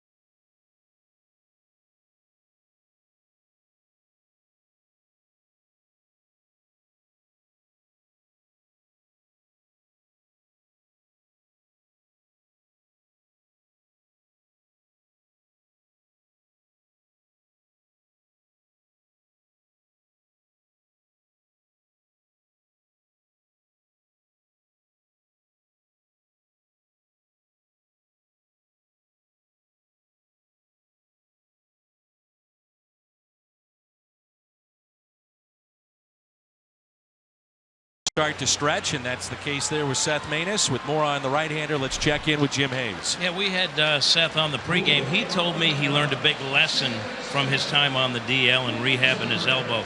I'm not invincible, he told me. Maness got off to that rough start this season, was pitching through quite a bit of discomfort. It became obvious he wasn't right. Seth told me his teammates said it looked like he was throwing BP. Dan, as you may recall, Maness was about to be demoted but stopped in St. Louis on the way back from L.A. to have the team doctors look at him. That's when they found the issue. Dan Maness told me, sometimes I'm just too stubborn. Can't be that way. And Jim, how about an update on a guy that was just sent down, Randall Grichuk? Well, Mike Matheny talked about that during his pregame session with the media, and he said he's hoping that he has some of that Colton Wong magic. It's about getting him at bats and getting him in a comfortable place. He did have a home run in his first at bat at AAA, and he had a base hit earlier today, and they're keeping an eye on Randall, and they're hoping that bat comes around. All right, here's Ben Zobrist against Garcia. I asked Mike Matheny, I said, what do you hope to see with both Hazelbaker, who was also sent down, and the aforementioned Randall Grichuk? He said, Grichuk, it's about getting those at bats, but mechanically he's not right. We got to get him right. He said, Jeremy Hazelbaker, we like what he did here. We liked his defense. We like his speed. There's just not a place where he's getting a ton of at bats. Only a 25-man roster. Right. So that was more about getting him at bats, where Grichuk, it was more about let's get him right mechanically. Zobrist is 2 for 2. Singled off a Jaime Garcia off his leg back in the first inning, and an infield hit. Got a run scored back in inning number 3. Good pitch. Took something off it, and he strikes him out. 5 tonight. Dan, my theory about Randall Grichuk is he has got to learn, in my opinion, as Jason Hayward, the ex-Cardinal last year, coming up 0 for 2 tonight. But he's got to learn to adapt his swing to the pitch. I know that sounds very simple, and it's not. But as Jim Edmonds stated earlier, he has the same swing for every pitch. And you cannot hit in the big leagues with that approach. Never, never. You can't have because major league pitchers, now let's face it, they're not going to throw the ball into your swing every time. Just doesn't happen. The art of fooling the hitter is the essence of pitching. There's a 0-1 pitch to Hayward. Ground ball. Backhanded by Moss, and a race to the bag. He's there. Remember how much he was laying the bat on his shoulder, too? Yes. It's now becoming apparent that that was too much for him to make the adjustment on some of those pitches that you're talking about, in particular a slider or pitches down in the zone away. How many times do we see Randall striking out on that slider from a right-handed pitcher when he was over the pitch, and over it by a lot, right, where you're thinking, gosh, is there an eye problem here maybe? EYE meaning, you know, you just don't know, but you know, that's not adapting your swing to the pitch. That's my point. It's a very, very important thing for young hitters to recognize what you see and then take charge. And it happens in a split second. Strike to Bryant. Double to left, picked up an RBI, his 48th back in inning number 3, and is also flied out to right. And Bryant looking back at Garcia, wondering if there's a little purpose with that pitch. If it is, look at Lackey, not Garcia. So Bryant and Rizzo tied with 17 home runs, then Zobrist and Fowler. Here's a 1-1 pitch to Chris Bryant.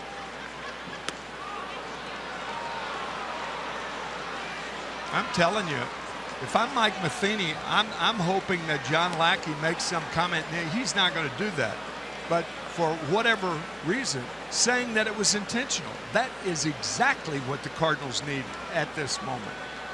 Right now. Okay, here we go. At this point, no warnings. Now we do. There are the warnings. I'm telling you, it's exactly what the Cardinals like right now. It's what they didn't have when this game began.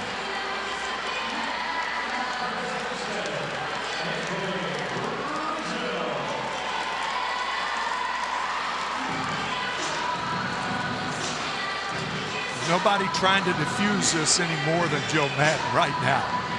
I'll guarantee it. That's payback for Lackey hitting Moss. At some point, at least in my mind, Jaime Garcia had to do that against somebody. You've got to stand up for your teammates. You cannot come in here and let that happen. Well, that's exactly what he did.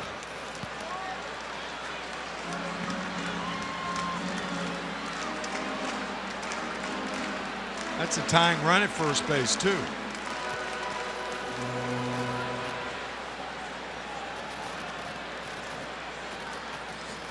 So 2 outs, runner at first. Bryant hit by the pitch, and now Rizzo.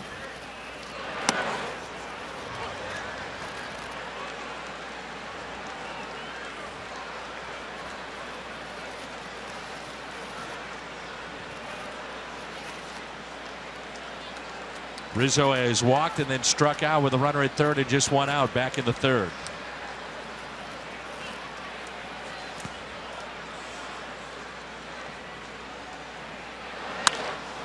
Rizzo pops it up into shallow right. Carpenter was there on the shift and puts it away. Fun at the old ball yard, huh? Oh, yeah.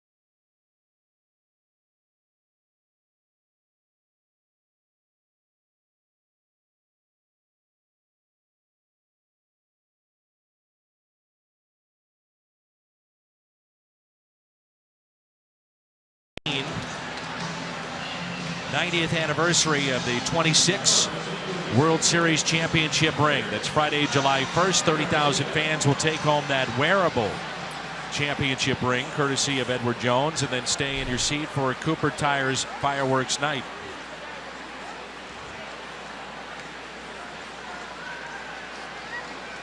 Activity in the Cubs pen, right-hander throwing. Here's Jaime Garcia. And he takes a ball. It'll be Garcia, Carpenter, and Diaz as we play in the top of the 6th. The Cardinals lead it 3-2.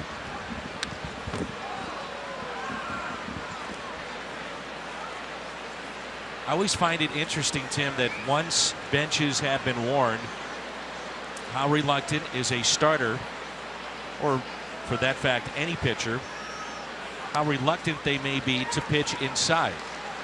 Oh, sure. I mean, we've seen it at times, even though a pitcher's trying to go in. It affects their effectiveness. No question.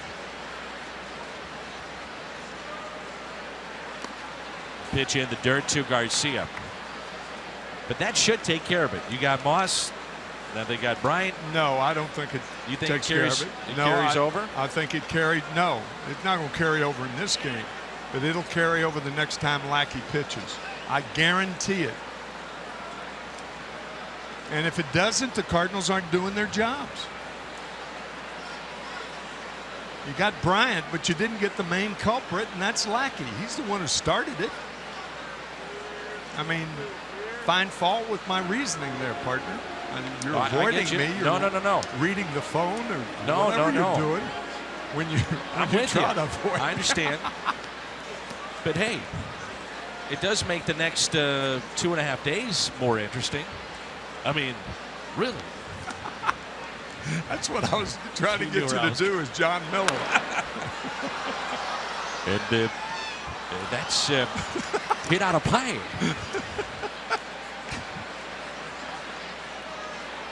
I mean, you look at it. No, I'm not doing it anymore. I'll wait till San Francisco. Oh, it's so much fun, though. John loves it. Garcia slaps it foul. He's one of our favorites. For those of you who don't know, my partner can imitate any announcer in either league.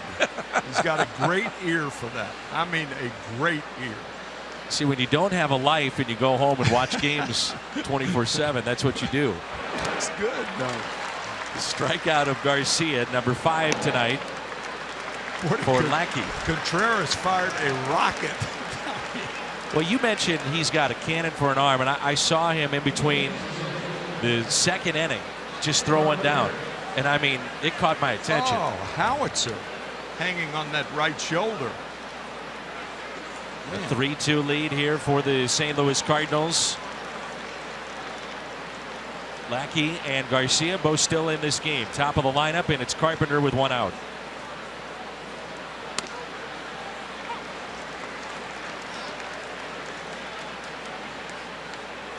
That is such a big difference, though.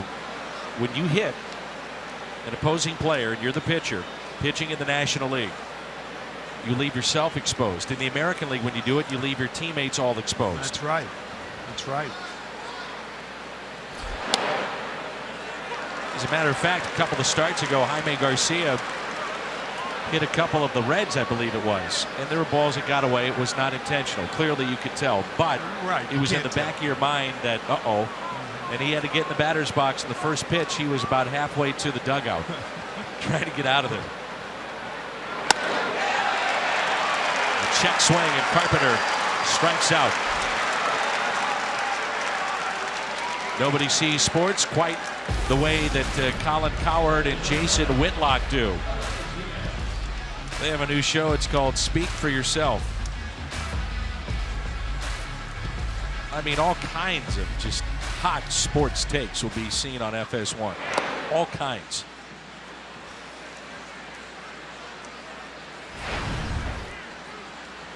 Here's Aledmys Diaz, who is 2 for 3. Infield hit. 2-out RBI base hit in the second. Also flied out to left. Showing bunt. No. Bad play. The 2 out, nobody on, even though the third baseman's back. what you want to do is try for an extra base hit. I mean, you've got Matt Holliday coming up. You don't have the speed to steal second base. A bunt attempt is not a good play with 2 out and nobody on, unless you're a guy who can run like Long or can fly like D. Gordon. Somebody like that. Or if a guy gets 200 hits in a year and 180 of them are singles, that'd be a different situation. But not with Diaz. Diaz could pop the ball out of the ballpark.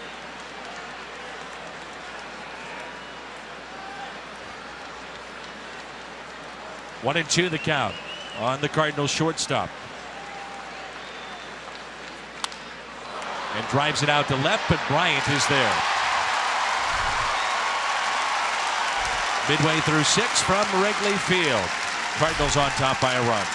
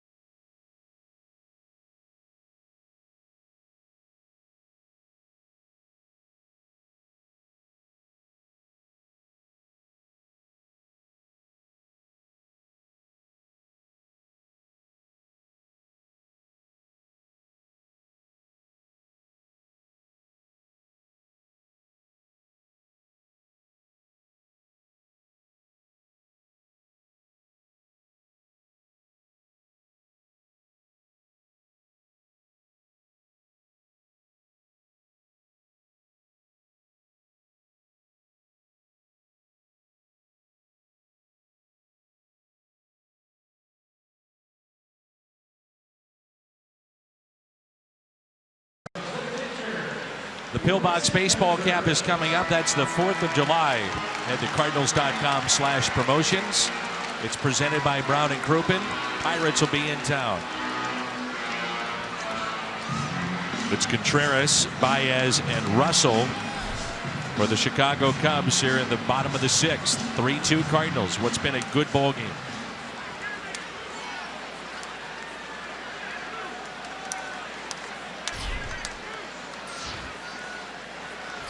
Contreras, a 2-out RBI single to center field back in the 3rd. Also grounded out to second. Showing bunt. And takes a ball.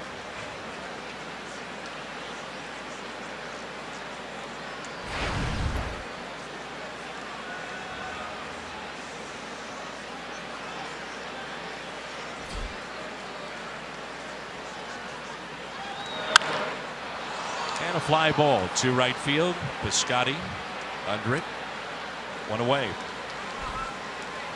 That to me is a real good sign from Jaime Garcia. He has had lazy fly balls to right field by Chris Bryant, Addison Russell, Javier Baez. Lazy fly by Lackey to center field. And now this one by Contreras.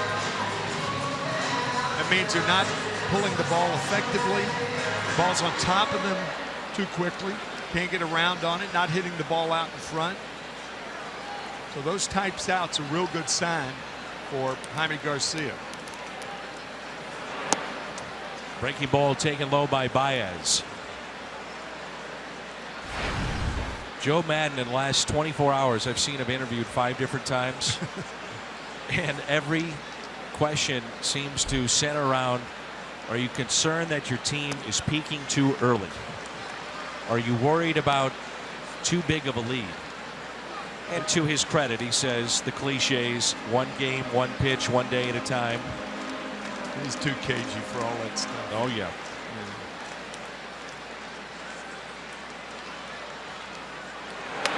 The media says, hey, Joe, we want to create a problem for you. You don't seem to have one, so we want to create one. Joe's too. Wrong dog. 3-0 pitch. Take it for his strike. Remember the 1984 Tigers? They got off to a start of 35-5. I remember that. Sparky Anderson. That's right. And they hit a lull, and then they got hot again by the end of the season. Willie Hernandez was the MVP and the Cy Young Award winner. Used to pitch for the Cubs and pitched very well for the Cubs.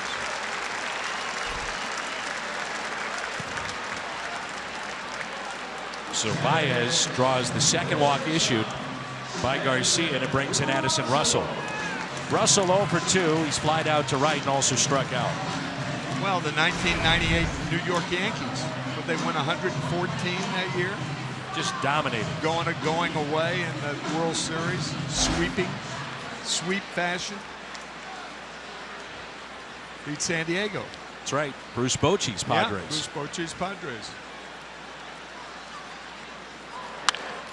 High fly ball out to right, calling for it. Piscotty under it, makes the catch. Earlier, what would that ball sitting about 10 rows up, maybe.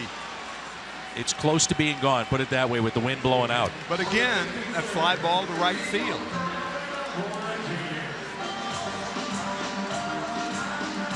If you can get guys to hit the ball, the lazy fly balls the other way, what that means from a catcher-pitcher standpoint means he's using his arms. You're not allowing him to use his body to hit the ball. The ball Chris Bryant hit down the left field line, he used his arms and his body. There's a big difference. A strike to Albert Almora. That lazy fly ball the other way has sent a lot of guys to the poorhouse in this game, I'll tell you. You look at the flags now down the right field line, and they are still, for the most part, center. It's blowing from center field to left, but not nearly as hard as it once was. It's cooled off a little bit here at the ballpark, too. It is amazing. This might be the only place where you literally, inning by inning, check the flags. Sure. Absolutely. Certainly, if you're an outfielder, you do.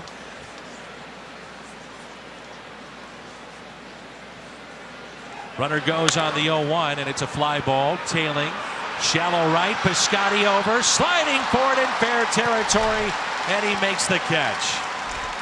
3 outs on fly balls to right field by right-handed batters in this inning. Further evidence and a nice play by Stephen Piscotty.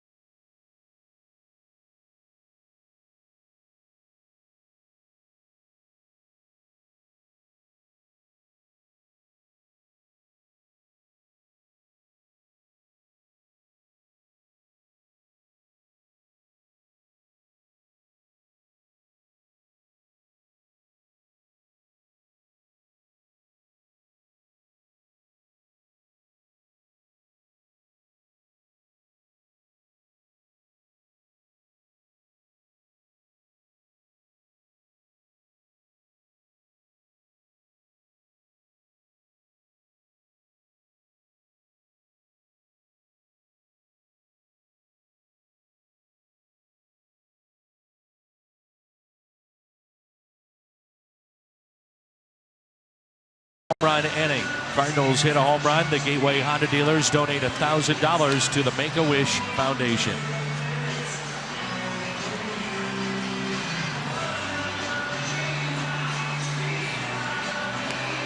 Chevy called to the pen. This is Trevor Cahill. He's worked as a starter before in his career. He's found a home in the Cubs bullpen.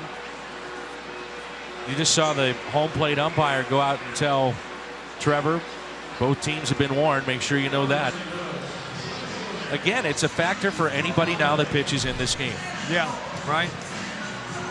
And not only will the pitcher be run, but the manager of both teams, or whichever team is the guy's pitching for. Boy, was that muddled. Man. It came out like a man with a mouthful of marbles. Breaking ball taken low by Holliday. Speech therapy. Holliday was called out on strikes. He has walked and grounded out and fouls it back. Hyundai pitch arsenal here with Trevor Cahill. Fastball, changeup, and curve.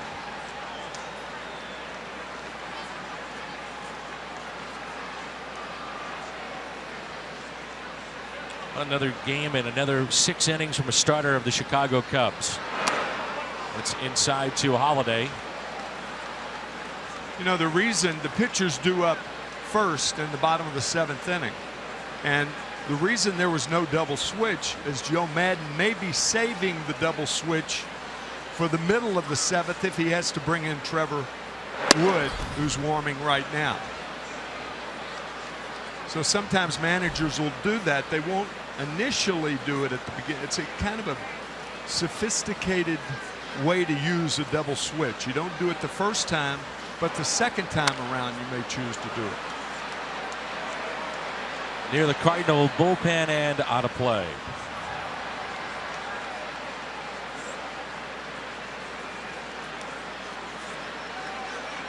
Last time the Cardinals have been this far back out of first place was the final regular season game of 2008.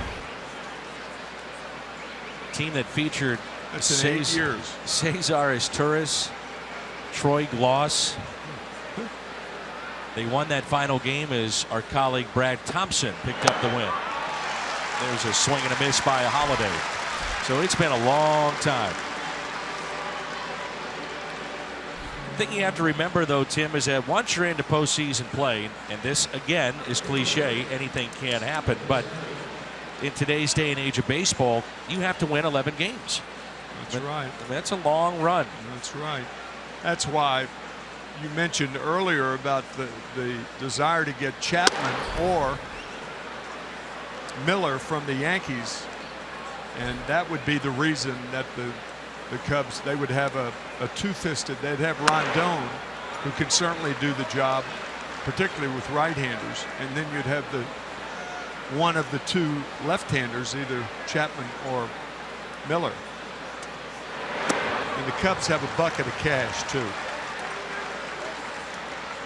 They do not spend money like they do not toss nickels around like they were manhole covers. Right. You know, they pretty free with the dollar, particularly now. 1-2 pitch. Piscotty strikes out. So Cahill has come on and struck out the first 2 that he's seen. That's impressive the way he did it. First Holliday and then Piscotty. You don't see Piscotty look that bad during an at-bat. At least we haven't seen it this year. Piscotty had the last base hit for the Cardinals in the 5th inning. Cardinals have struck out a total of 8 times tonight. Here's Peralta, who is homered. And Cahill's got some pretty nasty stuff. I'm telling you.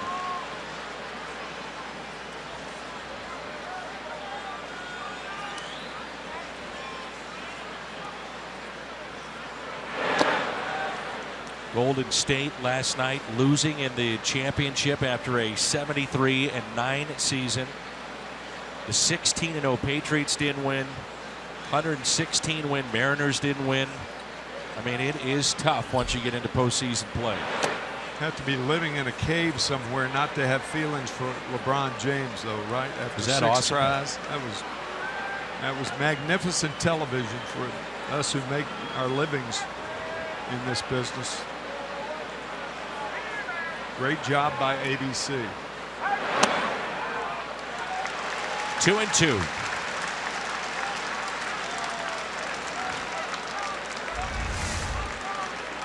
There's a changeup anytime that ring finger is involved. And the line out to Anthony Rizzo. As a matter of fact, when the ring finger's involved, it's going to be a changeup anyway, because you're changing your life.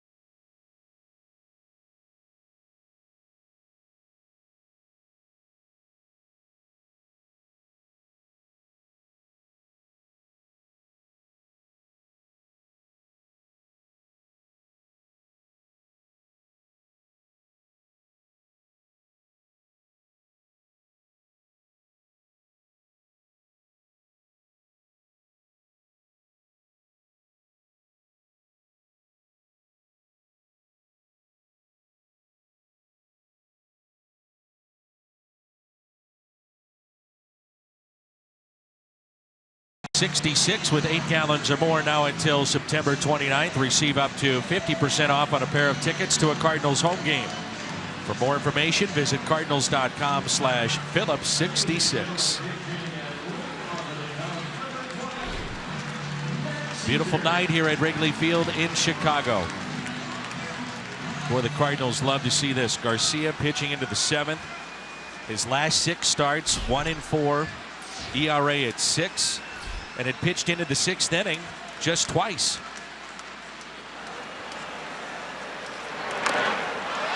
And a foul ball. It's close to out with that. This is Matt Caesar off the bench. Well, I'll tell you, if the ball hits you in fair territory, you're out. That was really close. Left foot. That was close. Got a free pass by home plate umpire Pat Hoberg.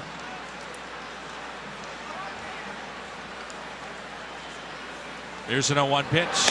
Everybody says, well, he was still in the batter's box. The batter's box is in fair territory.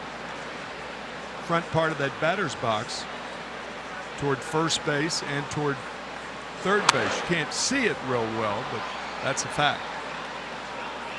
Cardinals with a right-hander, Seung-Hwan Oh, throwing in the pen.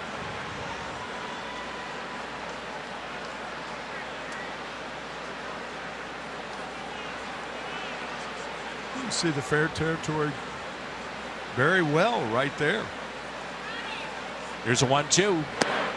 Just missed as Garcia is trying to strike out his 6th. Plaza Tire Fox Tracks.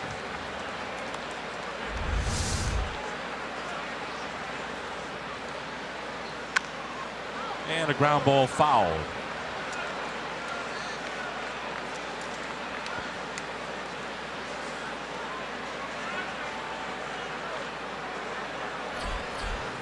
There's a look at O. Available. Segrist available. Trevor Rosenthal as well.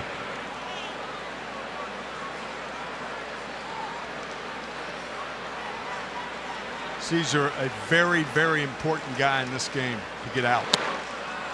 Reason for that, you have the switch hitter in Zobrist, and then the left-handed hitting Hayward. You don't want to bring Owen to face Zobrist and Hayward, the left-hander. And by getting Caesar out, you know that Garcia is going to at least pitch to Hayward.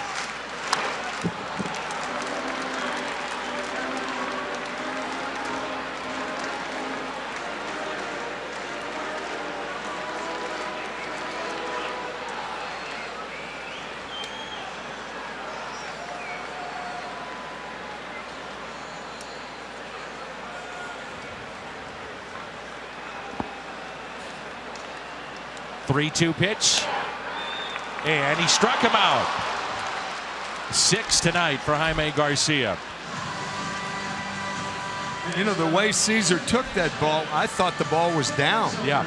It was a delayed call by home plate umpire Pat Holberg. But a very, very important man. And now you guarantee that Garcia will at least pitch to Hayward regardless of what Zobrist does. That was a borderline pitch. Garcia got the call. Now Ben Zobrist. Cardinals trying to avoid their 6th consecutive loss tonight. That would be their longest skid since July of 2013. Right now they're leading 3-2 as Zobrist takes a pitch. 2 balls and no strikes.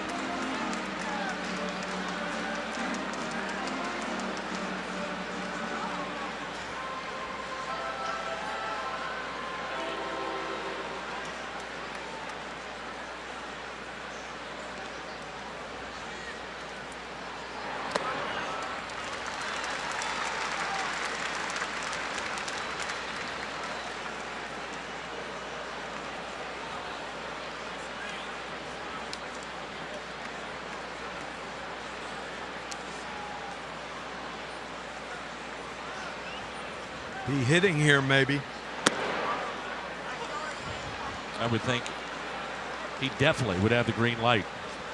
Sometimes guys have the green light and they don't want it in that particular position.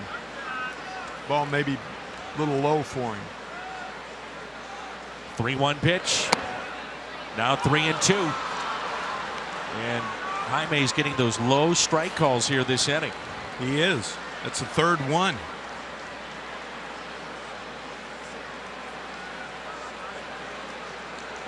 Outfield is straight away. 3 balls, 2 strikes on Ben Zobrist. Comes back to get him. Colton Wong in center field. Makes the catch, 2 down.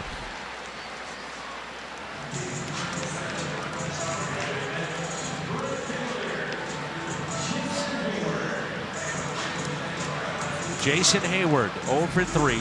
Pair of ground outs and a strikeout. Pitch count at 94 for Garcia. He is due up 4th for the Cardinals, looking ahead to the 8th.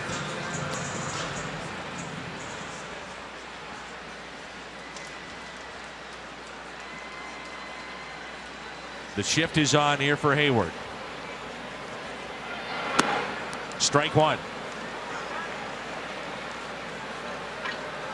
We came back to get Caesar. He fell behind 3 balls, no strikes on Zobrist, and now ahead in the count to Jason Hayward.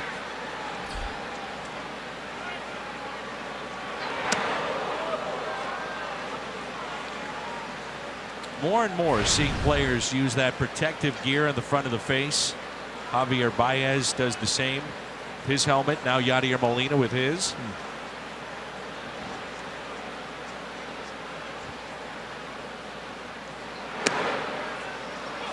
1 ball, 2 strikes. That's probably the nastiest pitch he's made this whole game. That ball was right on the corner at the knees. What could be, and probably is, his final pitch of the night. Potentially right here. Hayward takes it the other way. A fly ball. Is it playable? Holliday over and out of room.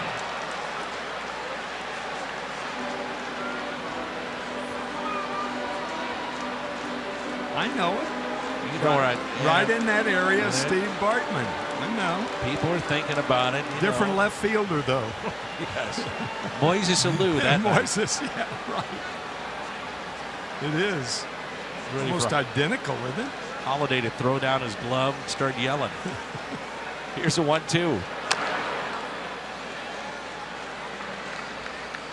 Yeah, that was just such a travesty that young man had to go through. Without a doubt. Joke.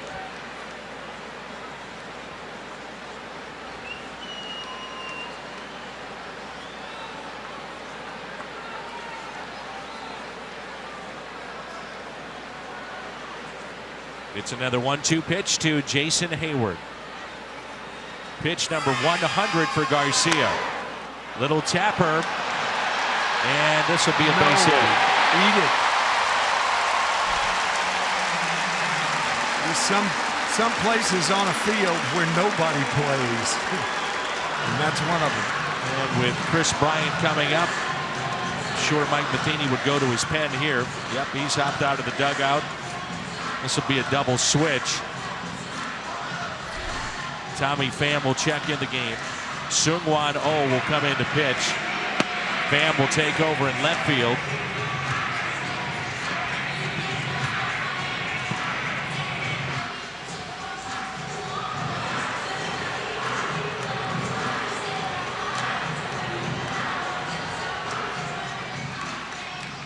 Outstanding job by Garcia.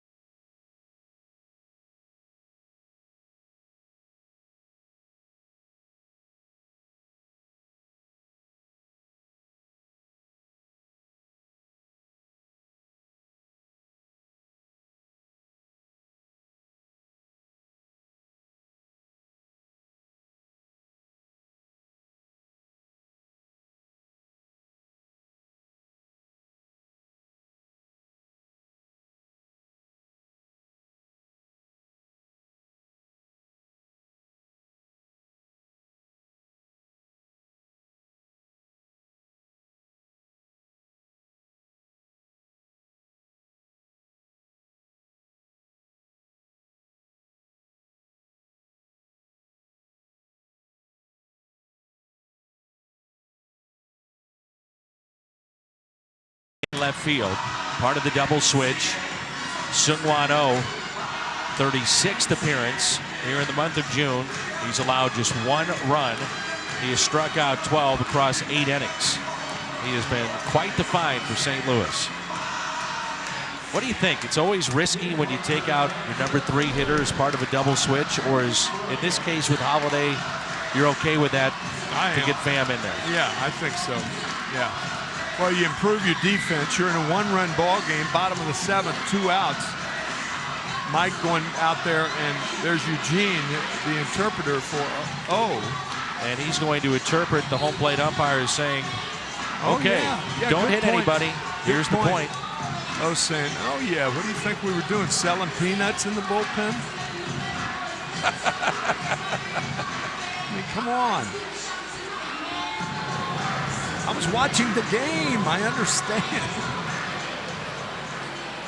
O'Brien has faced O twice, does have a home run.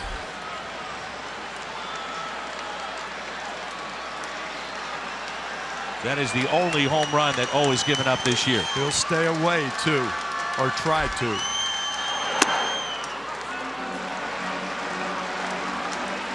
If you're Chris Bryant in a situation like this, you take away the inside part of the plate and look only away. Anything inside, you give him. Primarily, I bet 90-95% of the time, that's where O will go with righties or lefties. Right. Let's see, Molina was setting up outside as Hayward is a threat to steal. 7 steals this year.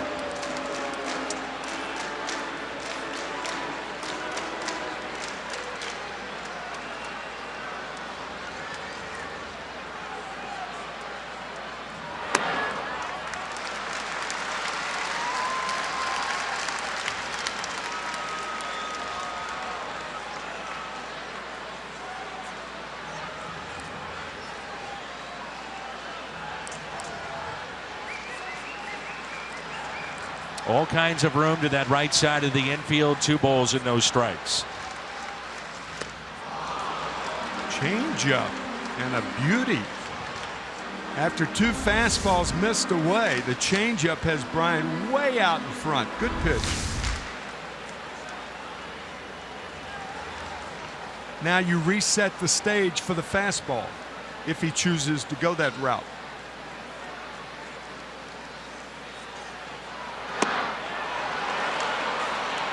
And he went.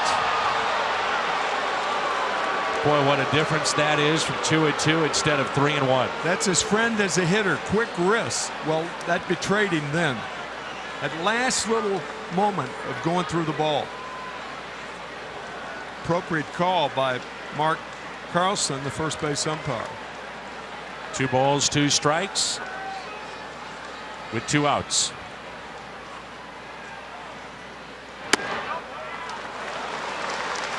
Outfield is very deep. Hayward gets a great jump here. May see that play at the plate if he gets a ball in the gap. And the outfield in the no doubles defense, trying to prevent Hayward from scoring.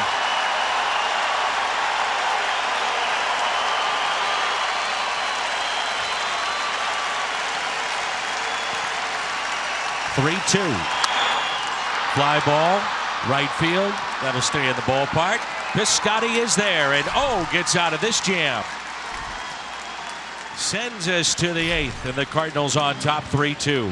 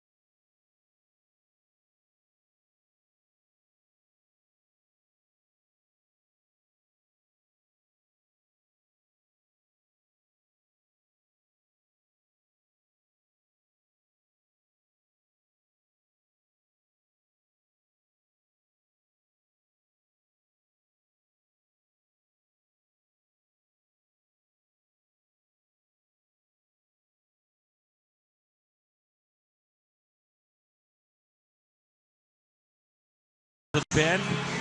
That's Travis Wood, the lefty. His days as a starter probably over, but as a reliever, very effective here for Joe Madden. This is the perfect view of Bill Miller, the first base coach. All that stuff in his pocket. He's the only guy on the field that has all that. He's got a sliding glove in his left rear pocket. I guess that's a sliding glove in his right rear pocket of some kind. There's the left one. There's the right one to give to certain hitters if they get on base because of the head first slide. They don't want to hurt their hands. This is one of them, Yadier Molina. Yeah. Molina hitless tonight. Twice he's flied to center and also grounded out to third. Wood, the third pitcher used by the Cubs. Lackey went 6, Cahill a scoreless 7th.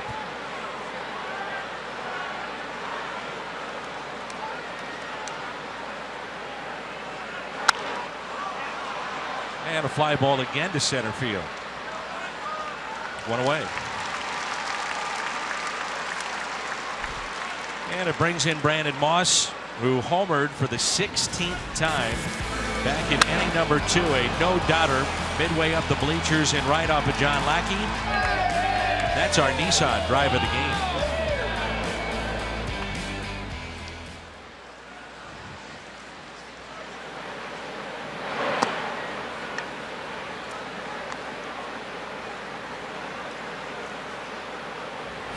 I'm sure Bob Gibson was waiting every time you hit that home run with that big cup of water, just like you, just like we see with Carlos Martinez.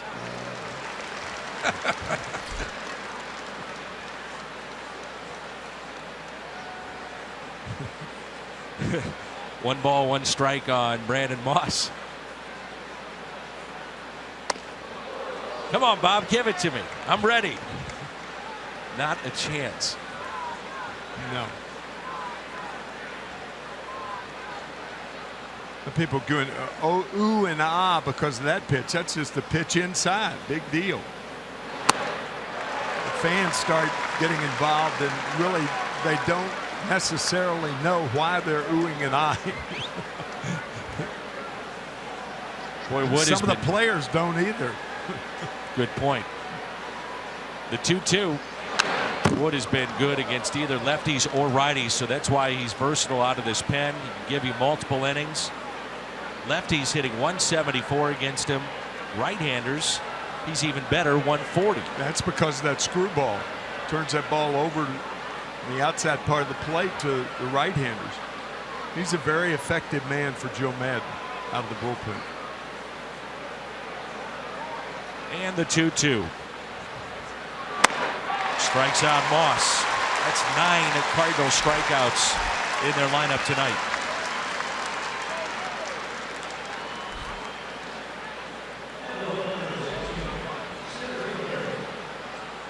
Two-hit night for Colton Wong with a run scored. He also lined out back in inning number 5. Big gap in right center.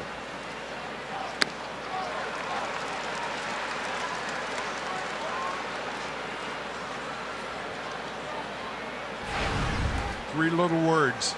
A good ball. I did not like Branch Rickey. And I think you know that. I've told you that. But the one thing that Branch Rickey did teach me, 3 little words, a good ball. He embedded that into the Cardinals when he came back in 1963. Had a lot to do with spring training that year. And when a man says that about 20 times a day to you, you never forget it. And if more, that should be a constant mantra for major league hitters.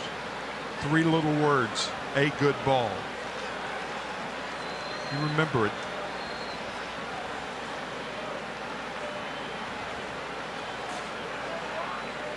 Here's a 1-2. Wong hits it the other way and lines out to Javier Baez. Due up for the Cubs, Rizzo, Contreras, and Baez.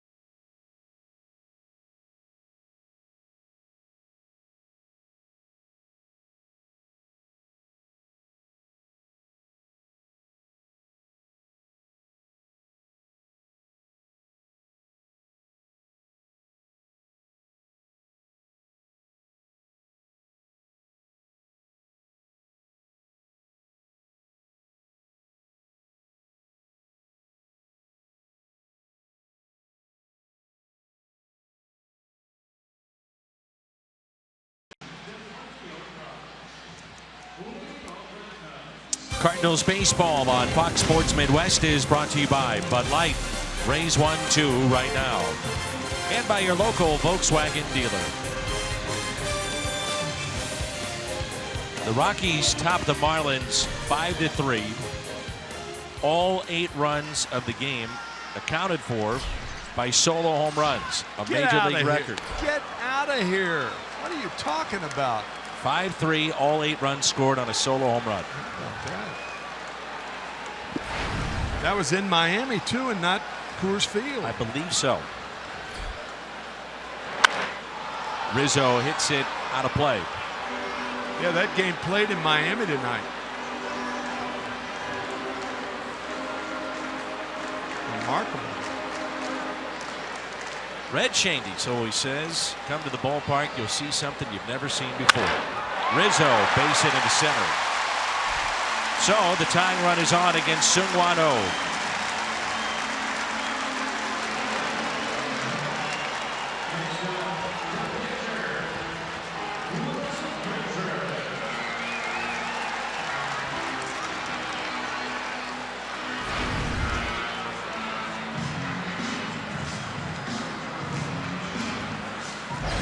First hit for Rizzo tonight brings in Contreras at a 2-out RBI single to center back in the 3rd. We talked about going away and staying away to Bryant. Bryant eventually flied out to right. He'll do the same with Contreras.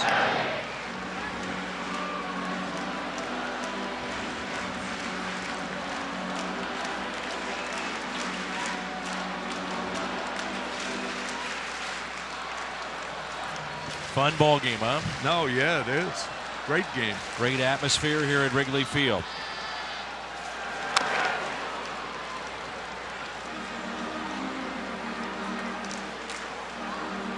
Well, the Cardinals coming off all those games, the homestand, 1-run losses. Tonight they're up by a run. And it's hard if you're a Cardinals fan not to think about the 9th if you get the chance to close it out for Mike Matheny and Trevor Rosenthal. Rosenthal's had all kinds of issues. Certainly valid points going through Mike Matheny's mind right now.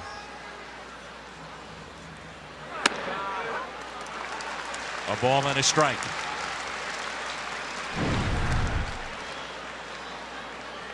Wainwright and Hamill tomorrow. The Cardinals, the day game on Wednesday, will face Jake Arrieta.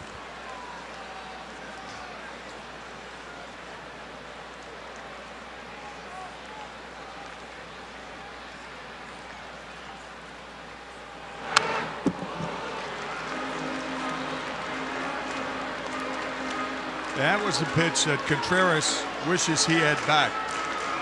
A little too much over the middle of the plate.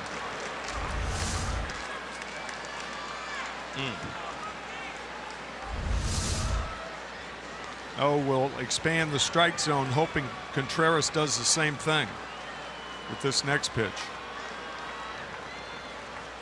Oh, inside. Dangerous pitch. You understand Yadi's doing it for effect, though. Try to keep the right-handed hitter from diving out over the plate. So we'll see where he goes with this next pitch. Changeup.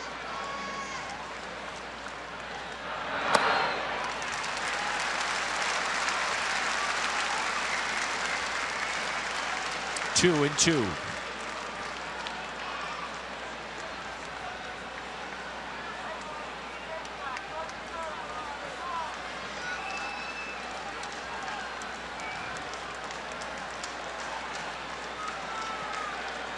Changeup.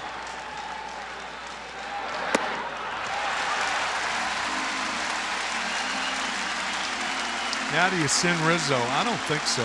Just thinking the same thing. And you know, Rizzo for a big man can't run. Yeah, he can, but you got a young hitter up there. You know, with the guy in motion and everything, he may be inclined to swing the ball out of the strike zone with Rizzo in motion. We'll see.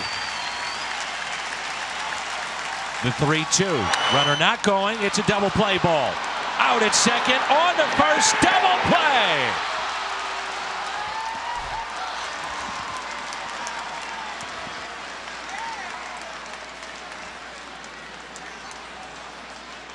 Great thing about the game.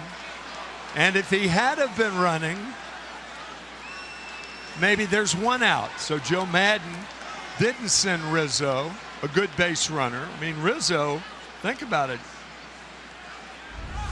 one of the better base runners, and the Cubs stressed that. Was he out? Did the throw beat him? I think so. Out. Yeah, he was out. Strong throw from Aledmys Diaz on that double play. Very strong. And a good feed from Carpenter on the outside. What's a good feed from a second baseman to a shortstop coming across the bag?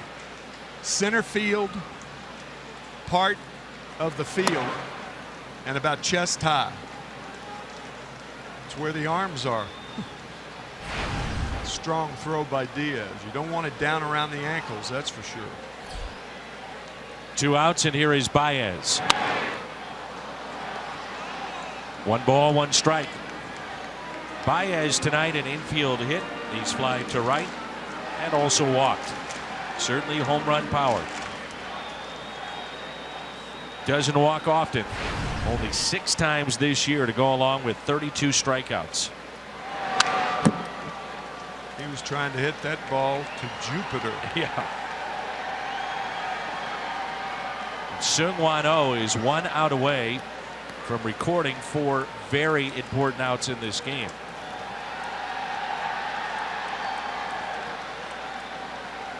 His first taste of the Cubs-Cardinals rivalry here at Wrigley.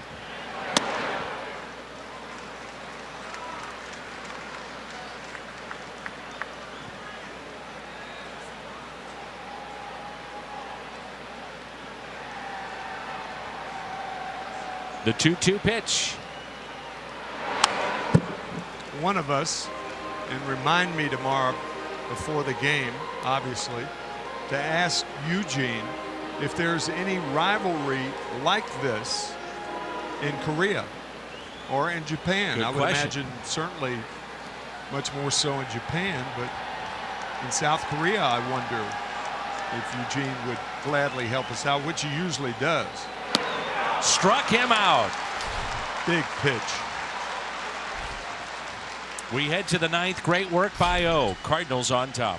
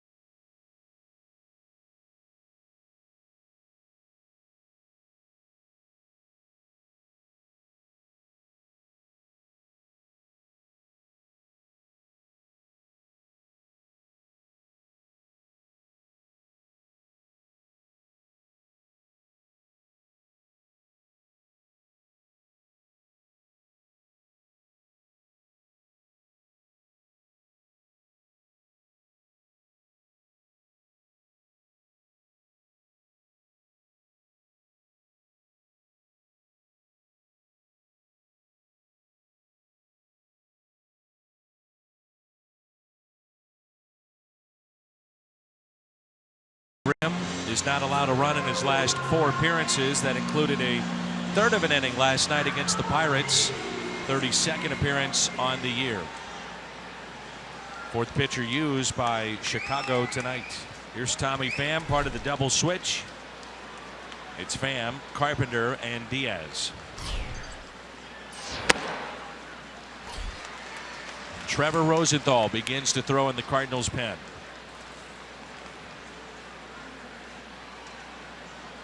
Outfield is straight away for Pham. I mean, Trevor Rosenthal's your guy. We were talking about this coming over in the cab today, Dan, and I mean, he's your guy. He's here's a guy with 48 saves last year, all-time Cardinal record. So he's had a couple of bad out, and that's how he has to come into the game tonight. Not worrying about yesterday, the weekend, forget it. That's the mind of a closer. That's how they've got to think to be successful. Shut it down. It's not yesterday, it's now. Pham strikes out on the 1-2 pitch. Cardinals collectively tonight against these 4 Cubs hurlers have struck out 10 times. Boy, isn't that the truth, though? It's the life of a closer. It's a life, yeah. And whether it's Bruce Sutter, a Hall of Famer, Goose Gossett, they all tell you the same thing. As John Madden used to say about that wideout, protecting, if he beats you occasionally, it's your job to forget about it. Joe Madden saying before the game tonight, he said, I give our guys 30 minutes to celebrate a win. I give our guys 30 minutes to sulk, be upset, kick things, whatever. But you got 30 minutes and we move on.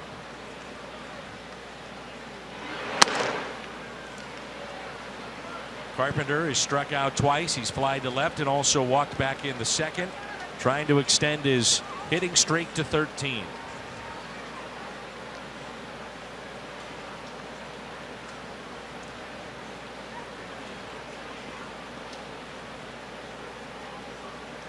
The 2-0. 2 balls and 1 strike.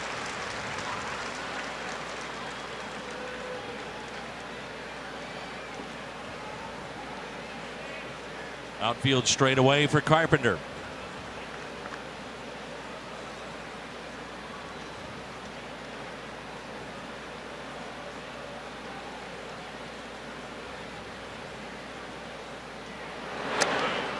But as we're saying on the ride over, to reiterate the point, here's a guy that has got some of the nastiest stuff in the game when right. And if this team is to go anywhere, they need Trevor Rosenthal to be Trevor Rosenthal. He's the man. That's exactly right. No ifs, ands, and buts about it.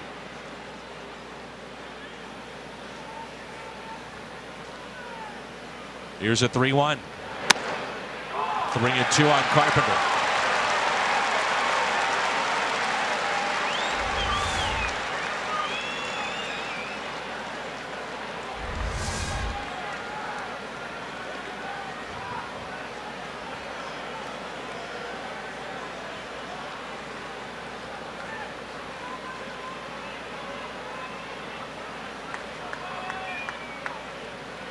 Full count delivery.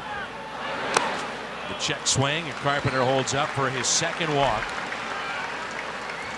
He's now up to 47 walks this year. This copyrighted telecast is presented by the authority of the Cardinals. It may not be reproduced or retransmitted in any form, and the accounts and descriptions of this game may not be disseminated without the express written consent of the St. Louis Cardinals.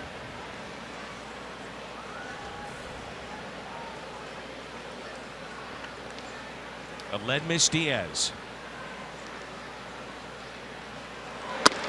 Bounce back game for him of sorts after a tough afternoon yesterday at Busch. Saw him turn that double play last inning. And tonight he has an RBI and 2 hits. That last pitch was for effect. Get him to think inside and then go away with the slider. Grimm with an excellent slider.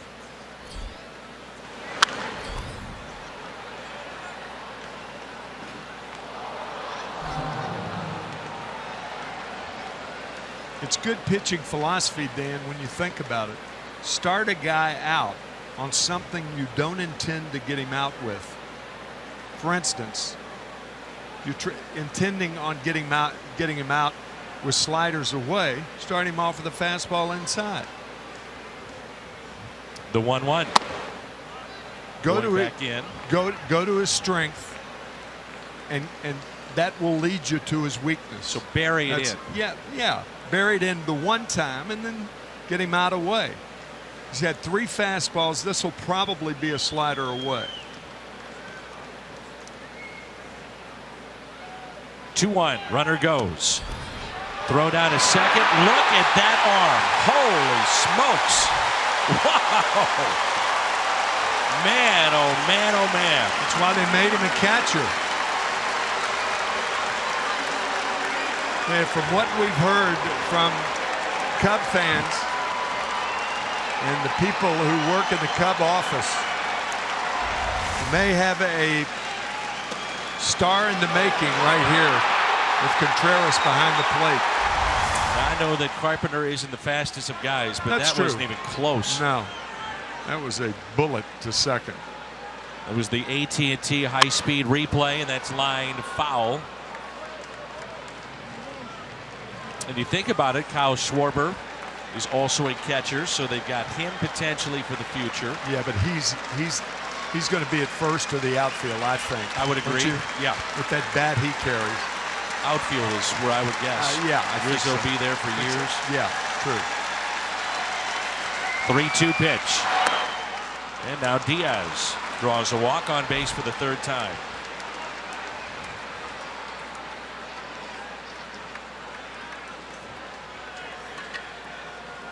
And Matt Adams will be the pinch hitter. He has been one of the top pinch hitters in all of baseball. Jim talked about it earlier, taking the mindset of just coming to the park, being ready to play, as frustrating as it might be for him.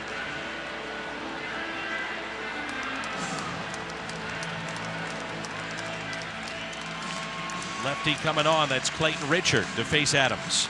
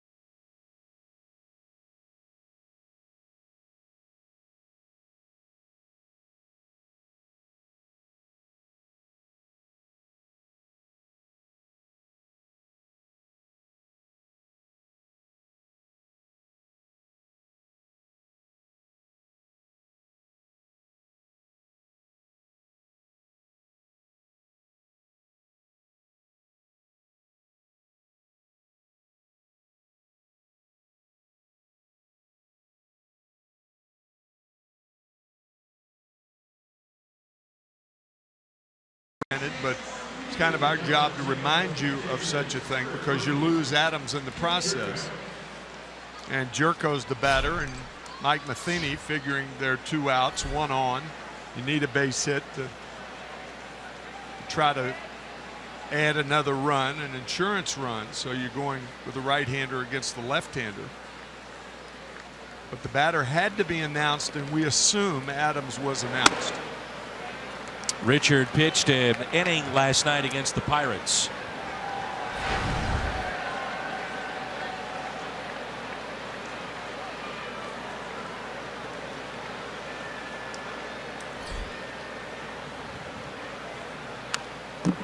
Fouled back, 1 ball, 1 strike.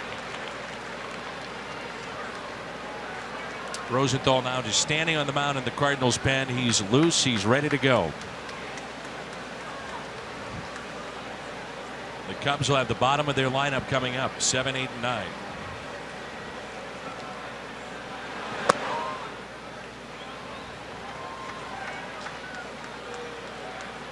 It has been, in many ways, Tim, excuse me, a frustrating year on a lot of levels for the Cardinals, but pinch hitting is not. This has been an incredible year for their pinch hitters. Been their fort. The 2-1. Jerko sends it out to deep left field. This ball is off the wall. Diaz is flying, waving him in. On his way to the plate. Relay is in time.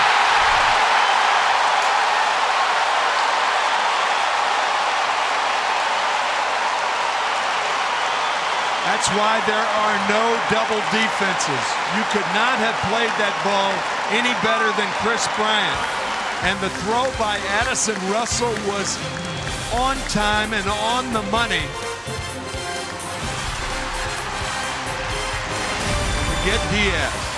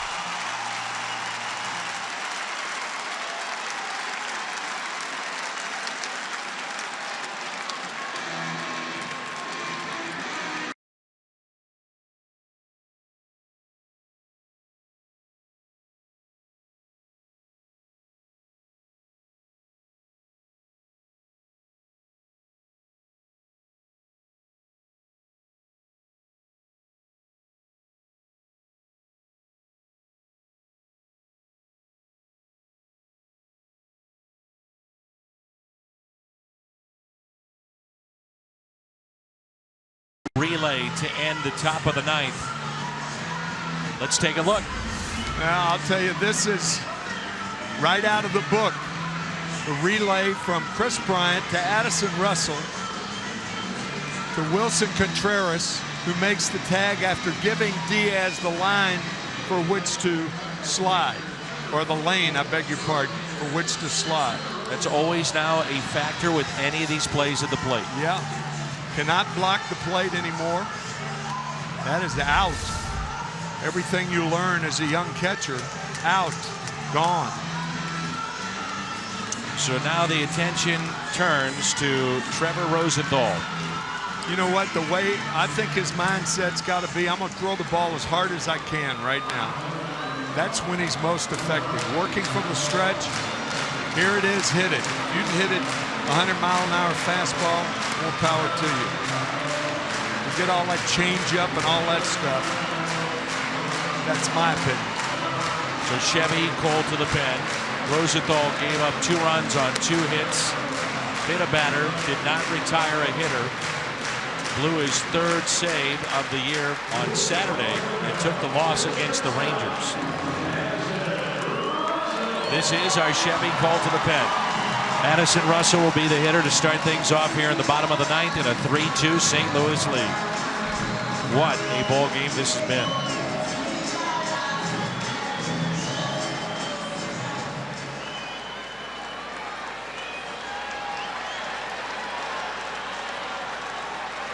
Eight runs in 5 innings over his last 8 appearances, and trying to change that starting now. First pitch taken high. Don't try and be too cute. No corners or anything. Use the fat part of the plate for your fastballs. Here it is, hit it. The 1-0. Inside, 2 balls, no strikes. Russell twice is flied out to right and struck out.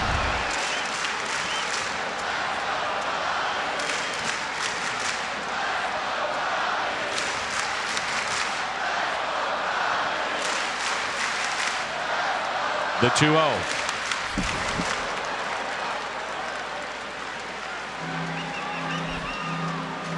You look for a 99-mile-an-hour fastball. Unless it's down in the zone, you're not going to do anything with it.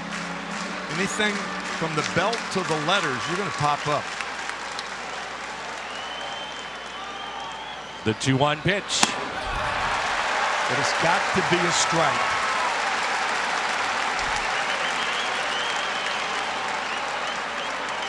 .33-1 record this year when leading after the 8th. Cubs 1-18 in this spot. And the 3-1. I realize it's the middle of June. I hope it's coming through wherever you're watching. It feels like October. Or at least mid-September. Man, this place is rocking tonight.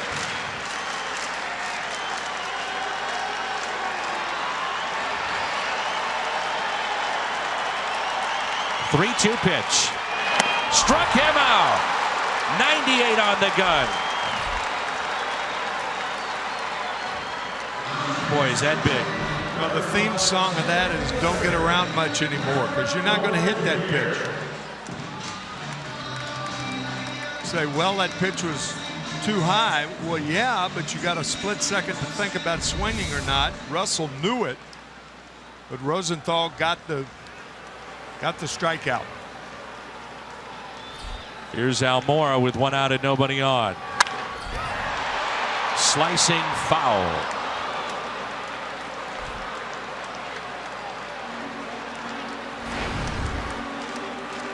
Nothing fancy, as you talked about. He has come in and it has been fastball after fastball. 7 in a row.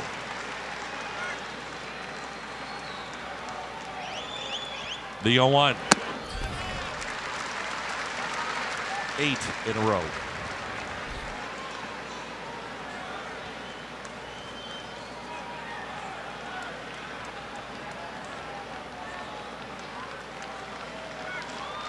The 1-1.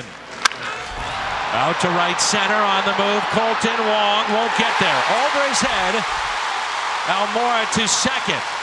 And he stops there with a 1-out double. He did the Cardinals a favor by stopping there, too. I think you try against Colton Wong, who's got a second baseman's arm playing center field. To me, you try for third with 1 out. Nobody out or 2 outs, you stay at second. This ball laced to center field. Wong did what he could, got to it in a hurry. I think Almora tries to go to third base, and I think he makes it.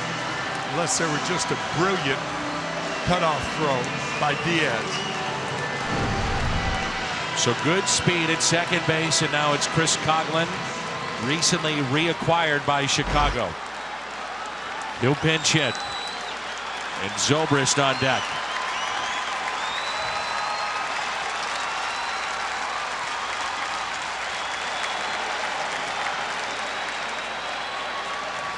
First pitch to Coghlan. Inside, did it hit him? It did.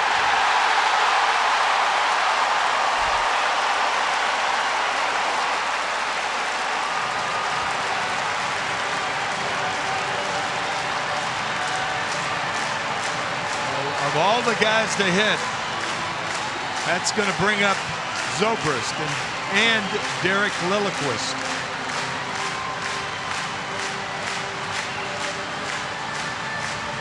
Zobrist, perhaps one of the wisest hitters in the National League. Very smart. This also buys the Cardinals time for Kevin Segrist, who starts to throw in a hurry.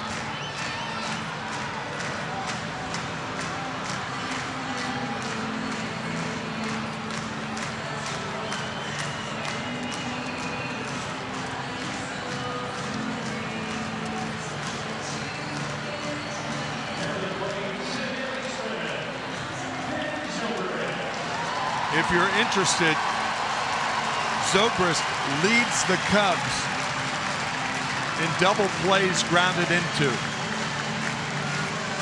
However, on the other side, Rosenthal is not a ground ball pitcher. So we'll see.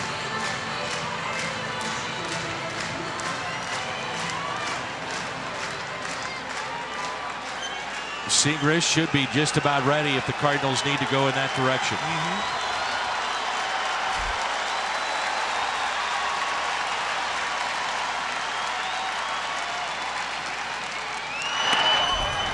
Ball gets away, throw down to third, and got him! Oh my goodness! Now time is called. Molina guns out Almora at third base. And Coughlin, for whatever reason, stays at first. Almora trying for third, one pitch too late. He should have tried it when he hit the ball over the center fielder's head. That was Colton Wong. What a play by Molina. Cardinals get a gift. No question. It hit the umpire, and he is out. Almora will realize who was behind the plate. That was a brilliant play and recovery by Molina. We've seen him do a lot of heroic things. That was among them. Unbelievable.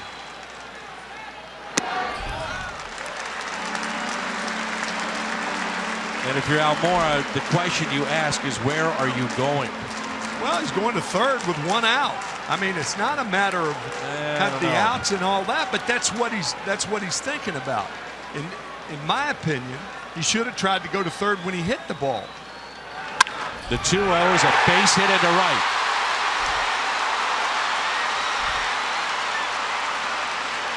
Cut off by Diaz, and will this be it for Trevor Rosenthal? Does he stick with him one more batter to face Hayward? Interesting question. At this point, Mike Matheny has not moved from the dugout.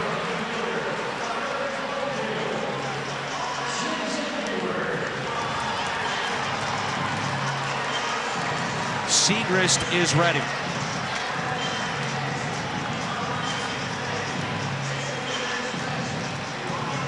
Mike Matheny giving Yadier Molina signs.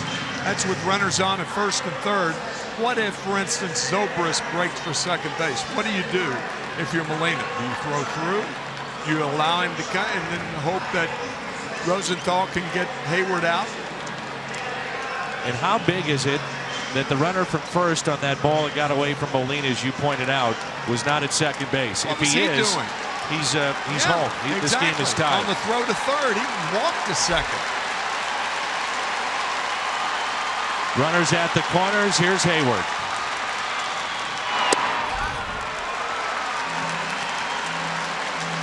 The Cardinals stick with Trevor Rosenthal to face the former Cardinal. Well, Coughlin way down the line, trying to give Rosenthal something else to think about.